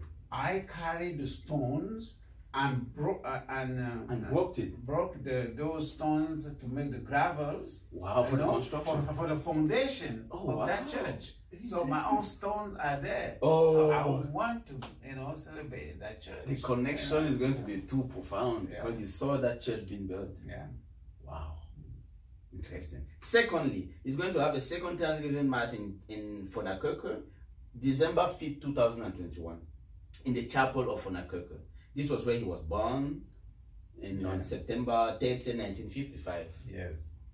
And the church is small. I look forward to having bigger Bigger church one. at some point. Okay. So if you're listening to me and you want to contribute and help us really make a church in that place, Yes. there are many people. We don't have enough pews for See. all the people in that small church, but we have the space to build a bigger church. Bigger church. No, I'm very, very sure that our spectators are going to be more than happy to contribute to a bigger church for our first Cameroonian-born African bishop. This is a historic appointment and consecration. Worldwide, that never happened before. So I know our First Cameroonian born bishop from Africa in America, because we have so many bishops before. Exactly. Yeah. But in America, in the United States, it had never happened before. So it's really a historic event, and our people in Cameroon will be more than happy to make sure Fonakoko becomes one of the most strategic, where he was born, where his umbilical cord lays buried. So the third Thanksgiving Mass is going to be in at Yaoundé, December 12, 2021, at the Basilique Marie Reine des Apôtres. Why? Because he attended the Otele Seminary there in Otele in Cameroon, 1972 to 1975, and because he also attended a major seminary there in Coldison from 1975 to 1979. And plus also because I have many, friends, classmates. Exactly. And, it's our capital city. And not only that, we have families over there. It has been a turning point in my history, and so forth. That was a city I was where educated there, okay. and learn more about, philosophy, theology, and then environment and so forth. And it's exciting to be in the capital city. It is. Yeah, but it's only sad that it's not exciting to be everywhere because of the war. Exactly. But so much can be resolved in Yaoundé. In seconds. And I'm praying that somehow Yaoundé really be the place where many good decisions are taken. Are taken for the whole entire country. Exactly, for the good of the whole Cameroonians. Yeah. And Yaoundé is a special city. That is where you got your visa. Yeah. That's where the embassy of that's where the Cameroon and embassy that's where is. I had my first long retreat in Montfebe. Really? When we went to the seminary, Oh. they just said, pack your things and come. They took us there. We spent the entire week over there. Oh, in And that for mountain? some of us, it was the first time we were having a week-long retreat. and so Okay, forth. with the Benedictines? Yes. Oh, Yeah. interesting. Yeah. So you have very good memories of Yaoundé. Oh, yes. And finally, the bishop is going to the fifth Thanksgiving Mass. No, not the fifth. The fourth Thanksgiving Mass after Yaoundé is going to be in Douala on December 18th, 2021 at the Cathedral St. Peter and Paul. Yes, Cathedral Aqua. Okay, Yeah. so are you tell us more about Douala? I know Douala is a city. Well, my brother was in Douala, and when I would live in Banga, I would always jump on the train and go to Douala. Oh, yeah, And okay. I saw the stadium of reunification and Bipanda being built from scratch. Wow. Okay, and there was a place for Christian brothers called Centre d'accueil et d'observation, where the delinquent, young boys were taken to. Okay. And because our house was not too far from there, and because the Christian brothers were there, and they had ping pong tables, Yes. that's where I used to go play ping pong and so forth.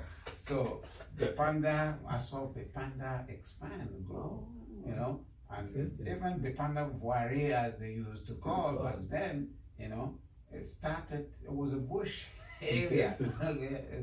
Oh my God. But and from there I went to work at the headquarters of Biao, Okay. and my superior gave me my motorcycle, and I would go to work there because as a former student from Banga, Yes.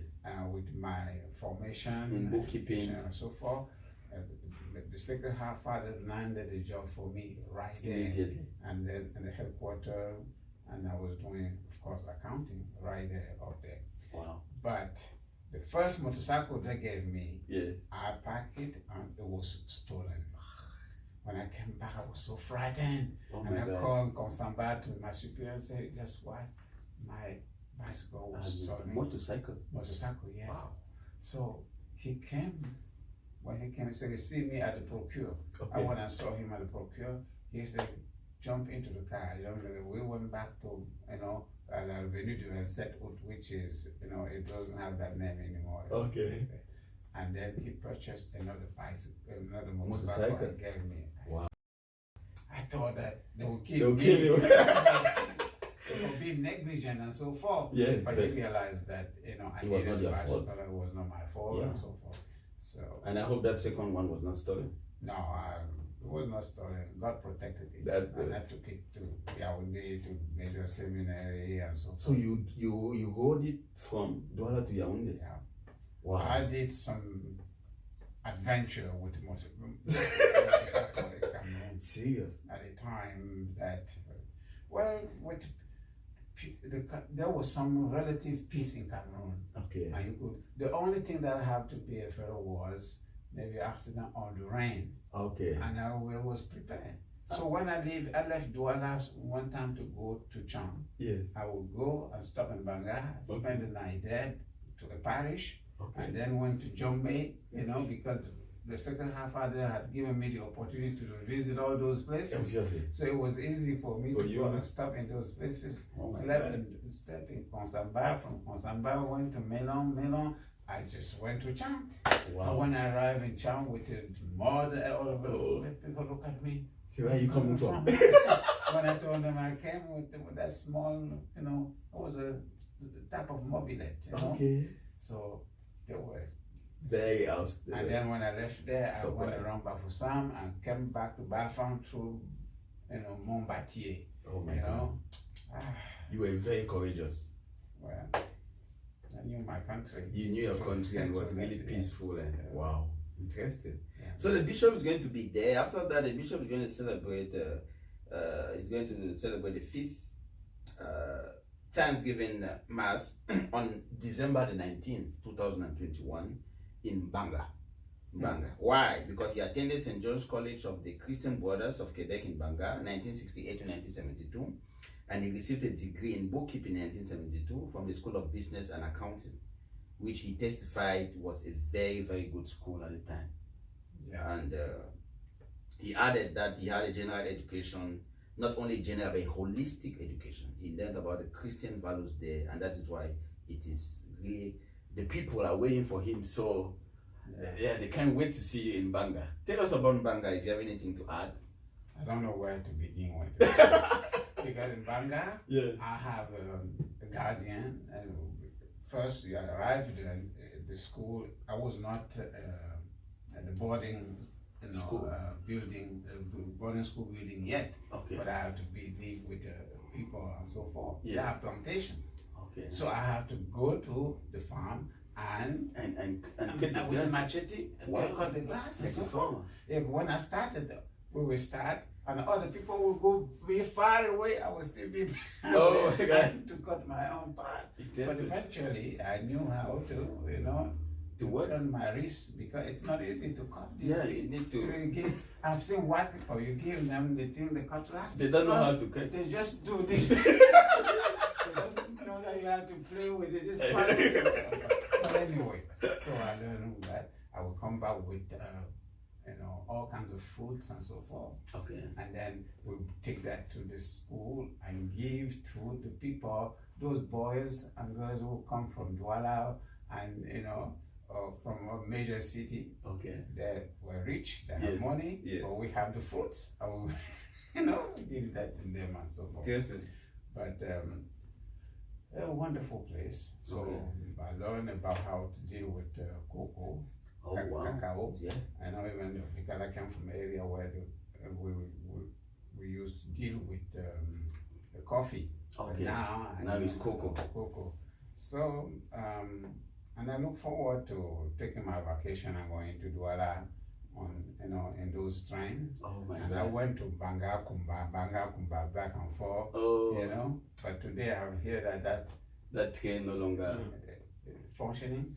no No, longer it's not. no longer function. Yeah, Unfortunately. unfortunately, because it It was an was exciting. a celebration when that road passed. Oh.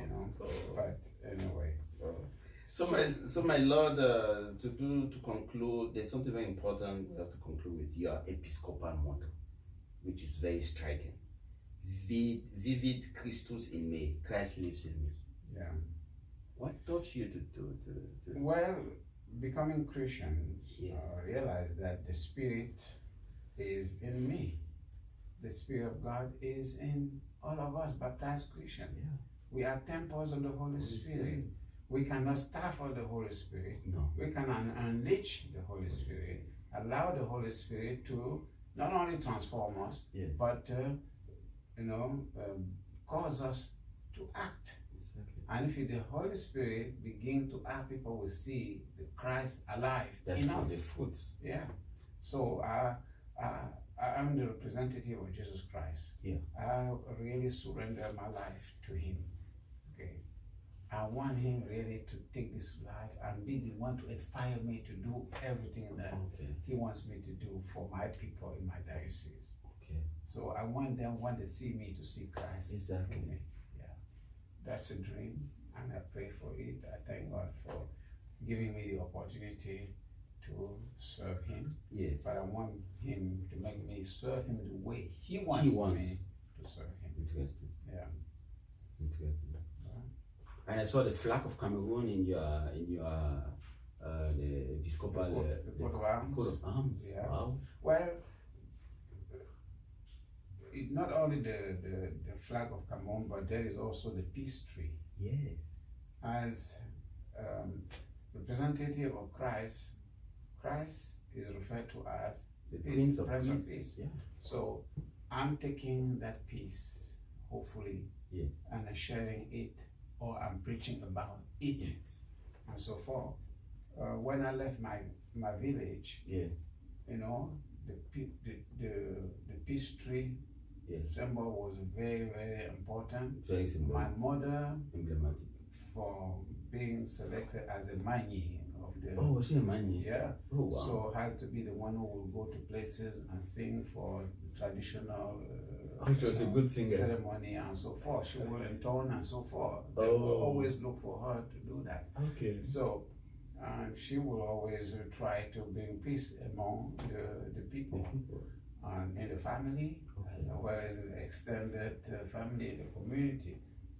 But me being the messenger of peace, Yes. I want that peace to always be there, reminding me that I'm planting a tree of peace wherever I go. Okay. And if I can help really bring about peace in a given place, I will feel like my function has been fulfilled. Okay. And my mission here is to be Christ and to allow Christ to be seen in my activities. Wow. This is so profound. So Christ is the way, the truth, and the life. That is the aim of your episcopal ministry. You want Christ to be seen in you in any situation. That's why here you have a wonderful Caritas office here. Yes, feeding the poor. we have Catholic charities Oh my God. and so forth, of Virgin Islands and so forth. Okay. Yeah, we have soup kitchen. I hope that during your stay you get to at least visit one of them and so forth. Okay. If you don't do that here, you will do it in St. Croix. Okay. Because yes, we are here in St. Thomas, which is the headquarters Of the diocese. of the diocese. Mhm. But we have the island of St. John, the island of St. Water Island there, and the island of St. Croix, where I was when you came out. I was not at the airport to welcome Exactly. you. No, this is man did a wonderful job. Yeah, and I was there. And the people over there are very, very excited about About the nomination, yeah. consecration. About what's going on in the diocese right now. Okay. And I reminded them that it's the diocese. Yes. It's not my diocese. I'm just a You're shepherd. just a shepherd leading the others. Yeah, Interesting. and working together with them. Okay. Because it's something that people tend to forget. Yes. They don't realize that even back home there is a cattle, there is a shepherd, but the shepherd is always with the cattle. Always. Yeah. Always. He's not way to the front. No, the cattle. Yeah, And sometimes he's even behind to kind of to make sure nobody Yes, kills. it's lost, No yeah. lion comes in. Yeah. Oh, okay. So that's the image of Yeah. the shepherd you want to be with the people, and interesting.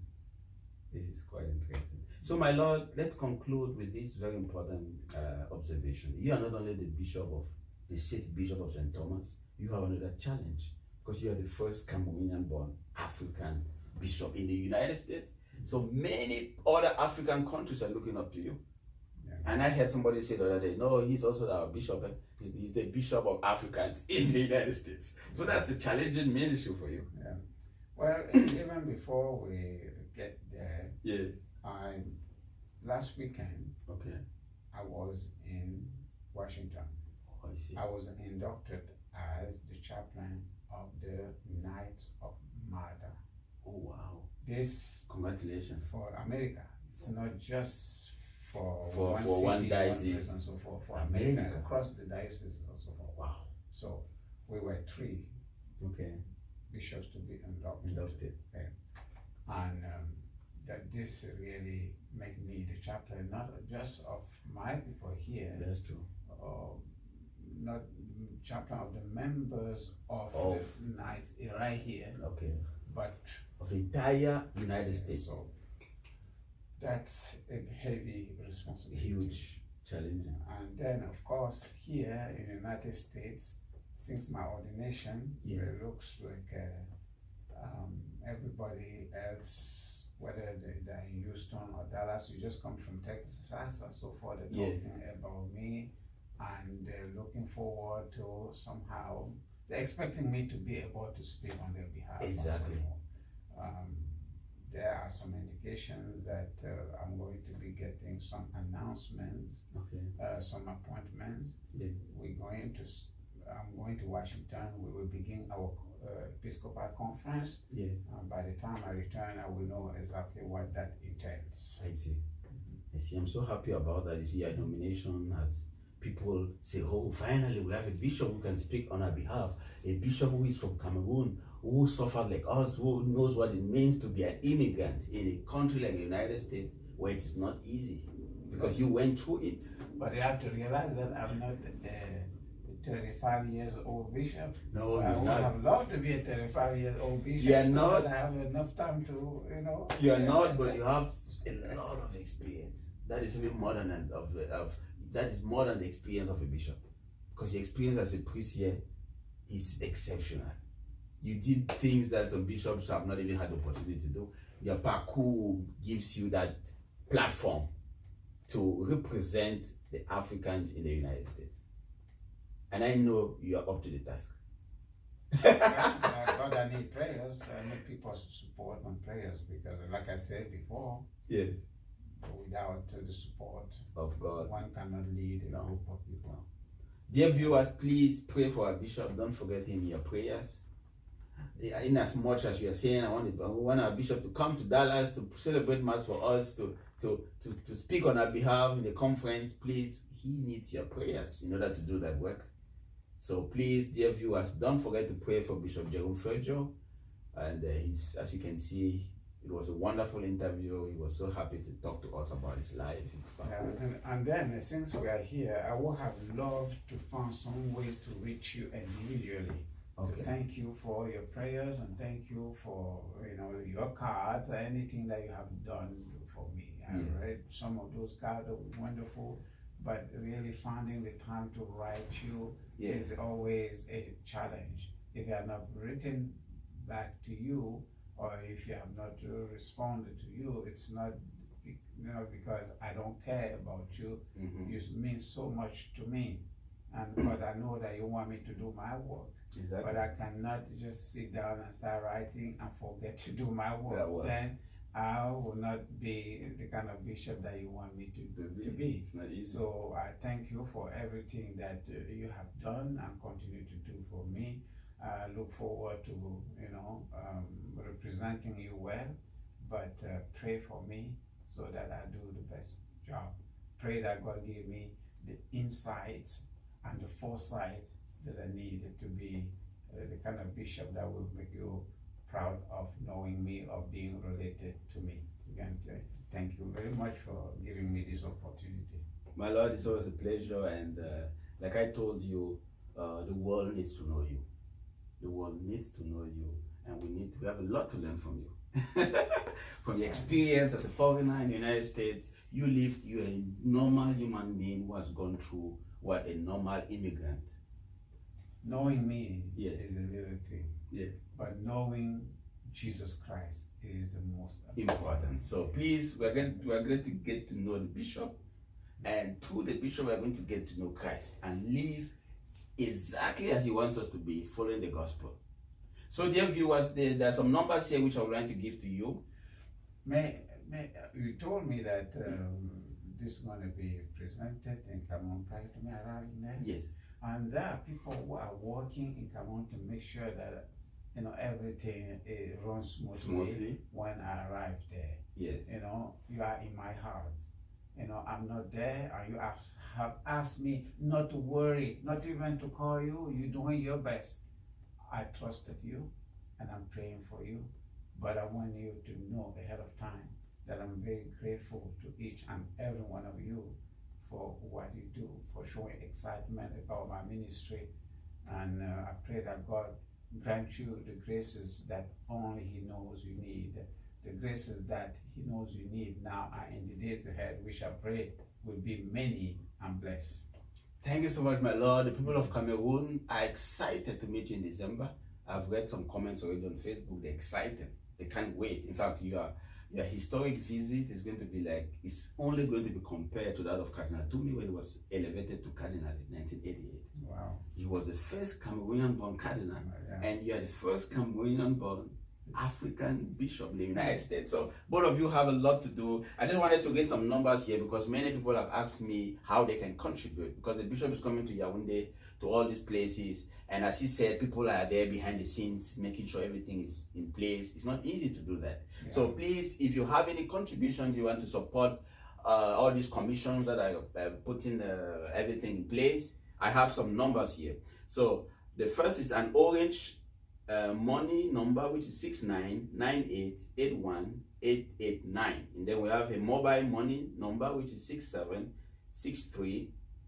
6763455651, and there are very specific people here that you can contact directly.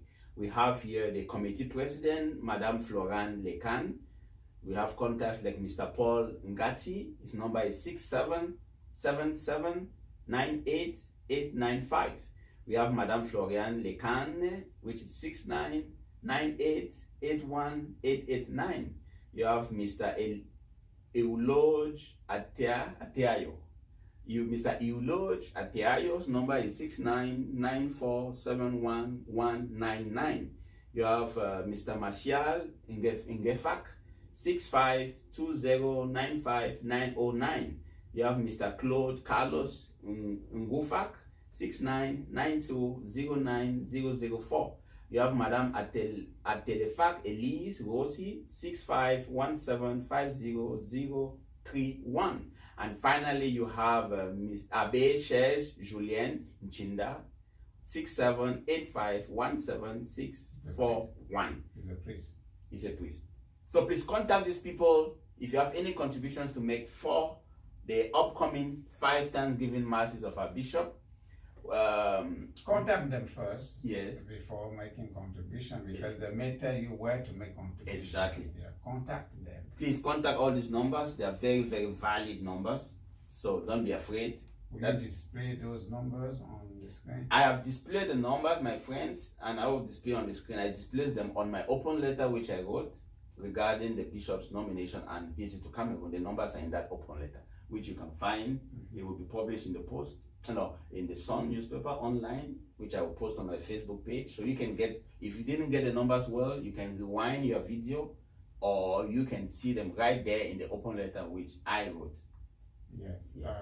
We did not mention the name of Christiana the Gonje. Oh. Yaoundé. She's a president. Oh, really? Yeah. Oh, I didn't find her number in that contact. Yeah. They can't tell people who she is, because she's the one really spearheading everything. Yeah. Wow. So she's the national. Let's say she's the chairman of all the 5 masses. Yes. Oh, I'm surprised why this number was not there. Yeah. I don't have my phone here. And the seminarian, I think the bishop's phone is on the table there. If you can bring it so that we can read that number right away. Yeah. And recognize her for the wonderful job she's doing. Oh yes, she's very dynamic. She's from some place. Okay, that's very, very important to mention. Mm-hmm.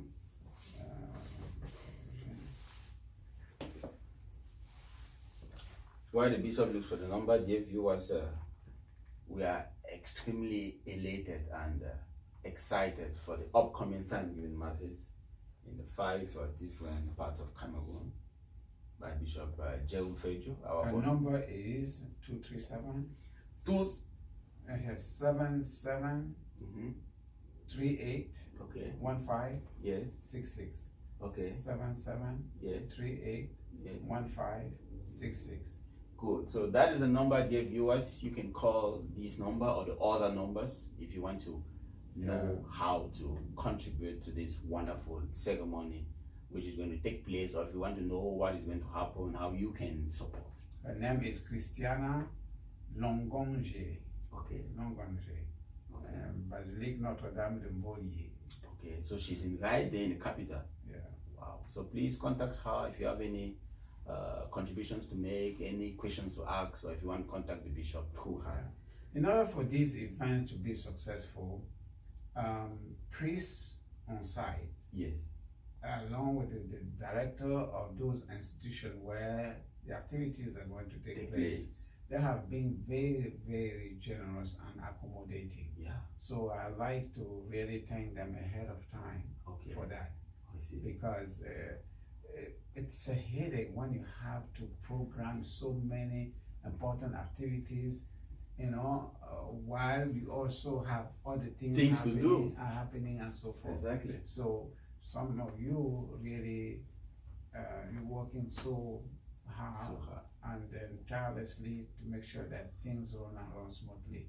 Director of the cathedral in Douala, along with the chancellor in Douala, and of course the archbishop, and everybody involved for that in Douala and in Yaoundé, Madame Longonge, as well as director of the Basilica. Yes. You know, and of course the entire diocese of Bafoussam, because in Bafoussam really they want this event to be a diocesan event, and they have done their best. Is it going to be in Bafoussam? No, it's going to be in Nchumbonga. Oh, in Chang, which is under the diocese of. They decided to have it on Saturday so as to allow all the priests of the diocese to be present. Yeah, to be present. Oh my God! And be so as to come back and celebrate the masses the next day. Exactly. Yeah. Wow. So, yeah.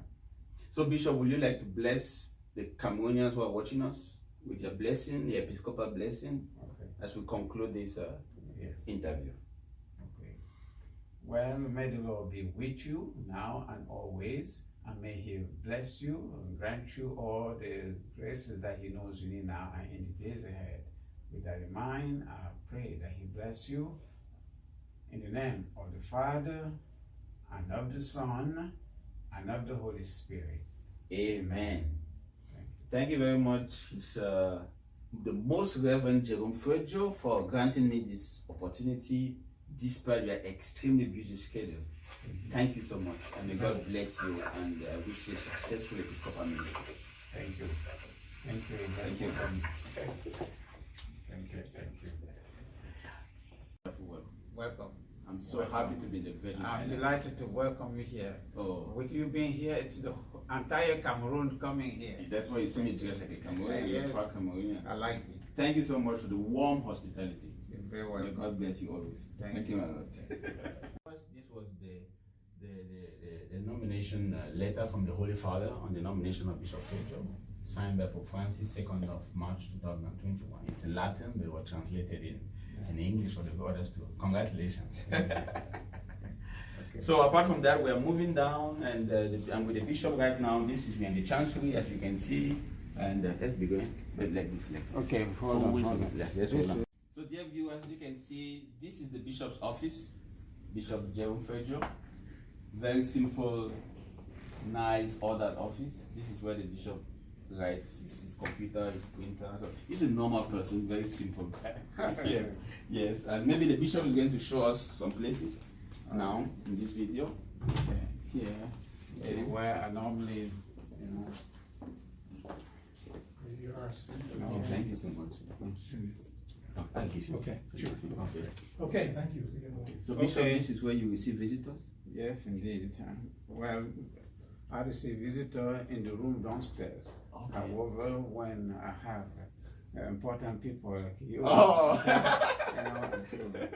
See, it's not to say that other people are not important. Yeah. It's just that I don't want to give them the headache of climbing the steps to come up here, to come here.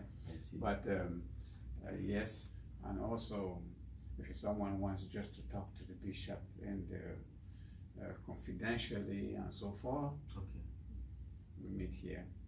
It's next to my desk. Oh wow. And That's interesting. That's So here. anybody can meet you, can speak with you. you know, many of the things are done by through the telephone. Okay. I could sit here and, you know, conduct, you know, meetings at times I see. here. I see a skull carve and I see the Blessed Virgin Mary. Yeah. Okay. This is the infant of pride, Yes. infant Jesus, infant of blessed Jesus. Mary. Oh, Yeah. so infant Jesus. Yeah, from this is the way people from the Philippines, and I do Yes. have a Filipino community here. Oh. They gave this To you. to me. Can I see a cross there? You want to be like Jesus? Of course. Okay. we here to testify to Christ crucified. Interesting. Yeah. So my Lord, it seems you have a big chancery here. Well, this place used to be a convent. Oh, I see. And then they have many nuns here teaching at our high school or grade school and so forth. Okay. The sister came from New Jersey, but as you know, the vocations are not flourishing at this time, and they're getting old. Yes. They have to return to Their country. to New Jersey. Oh, to New Jersey, their Yeah. state, sorry. But then we transformed this and we're using that because, It had to be used for something. yeah, I can see the Chancellor's office just opposite yours. yes. Okay. Yeah, he's here. I see. He's Cameroonian. Really? Yeah. Yeah. And this was my office for many years. Oh, really? Yeah, Interesting. because as the Vicar General, the bishop wanted Very me to close to the get bishop. closer to him and so forth. Yeah. Interesting. So moving down, let's see what we have downstairs. Bishop. Yeah, let's see what we have downstairs.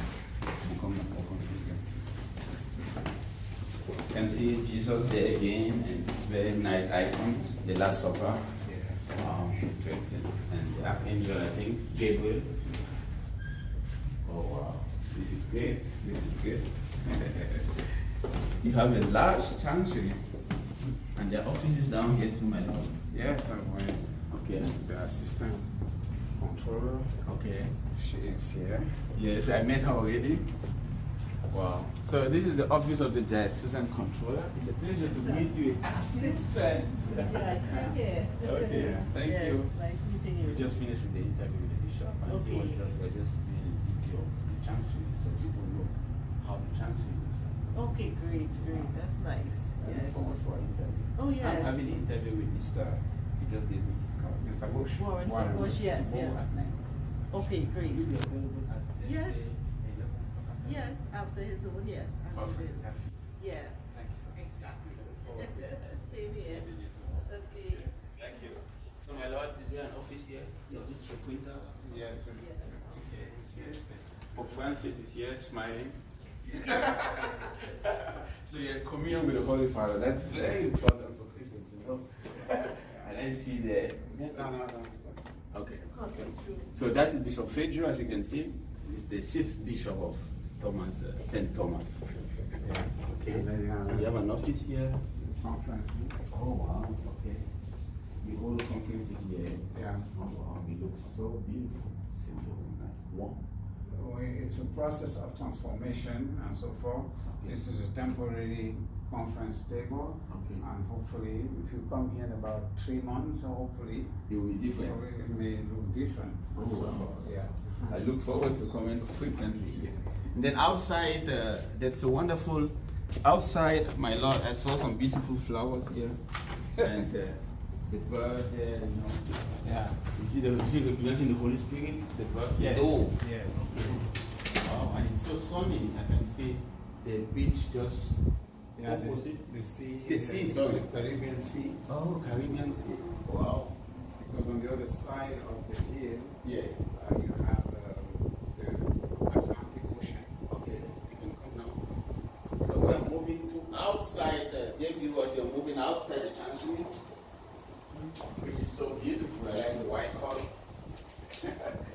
flowers here. So as you can see there, this is the Catholic Chancery, a very large building, which the bishop did a lot of work. This is basically the office. Okay. This house, this place houses the different offices, of the bishop. Okay. And it's basically the curia. And there is a moderator of the curia, and then the chancellor, as well as the vicar general. All those people are working closely with the bishop to run the diocese. Yeah. Have their offices here. Wonderful. It's very beautiful. Yeah. Thank you, my We lord. just got a gift there. Oh, did you? We installed the generator. Oh, wow. Because like in Cameroon, from time to time, Yeah. we have power outages. Oh my God. But they don't last as they do in Cameroon. Now. But I hope that in one day in Cameroon, we will be, I would say, self-sufficient in Cameroon. That's true. Because when I go to Cameroon, I have to be prepared. Exactly. To be prepared, Prepared with flashlights and all, and all kinds of- that. Yeah. Oh my God. But here it does happen also from time to time. I see. And when it does happen, we don't want to stop working. Exactly. And that's why we have generators. Oh, so beautiful. And so when it kicks in immediately when there is a power outage. Yeah. So the cathedral, is it far from here, my lord? Yeah, St. well, Thomas? the roof here is the roof of the rectory, Okay. where we stay, and the see. cathedral is just the building next door, In front. in front. We will eventually stop by the cathedral Okay. for you to take pictures. Thank you. Yeah. Thank you, viewers. Oh my Lord, this is the Episcopal, this is the apostolic appointment letter from the Holy Father. Yes, indeed. Oh wow, thank you for this gift. You're welcome. I'm going to take good care of it. All right. Good care of it. Thank you, thank you.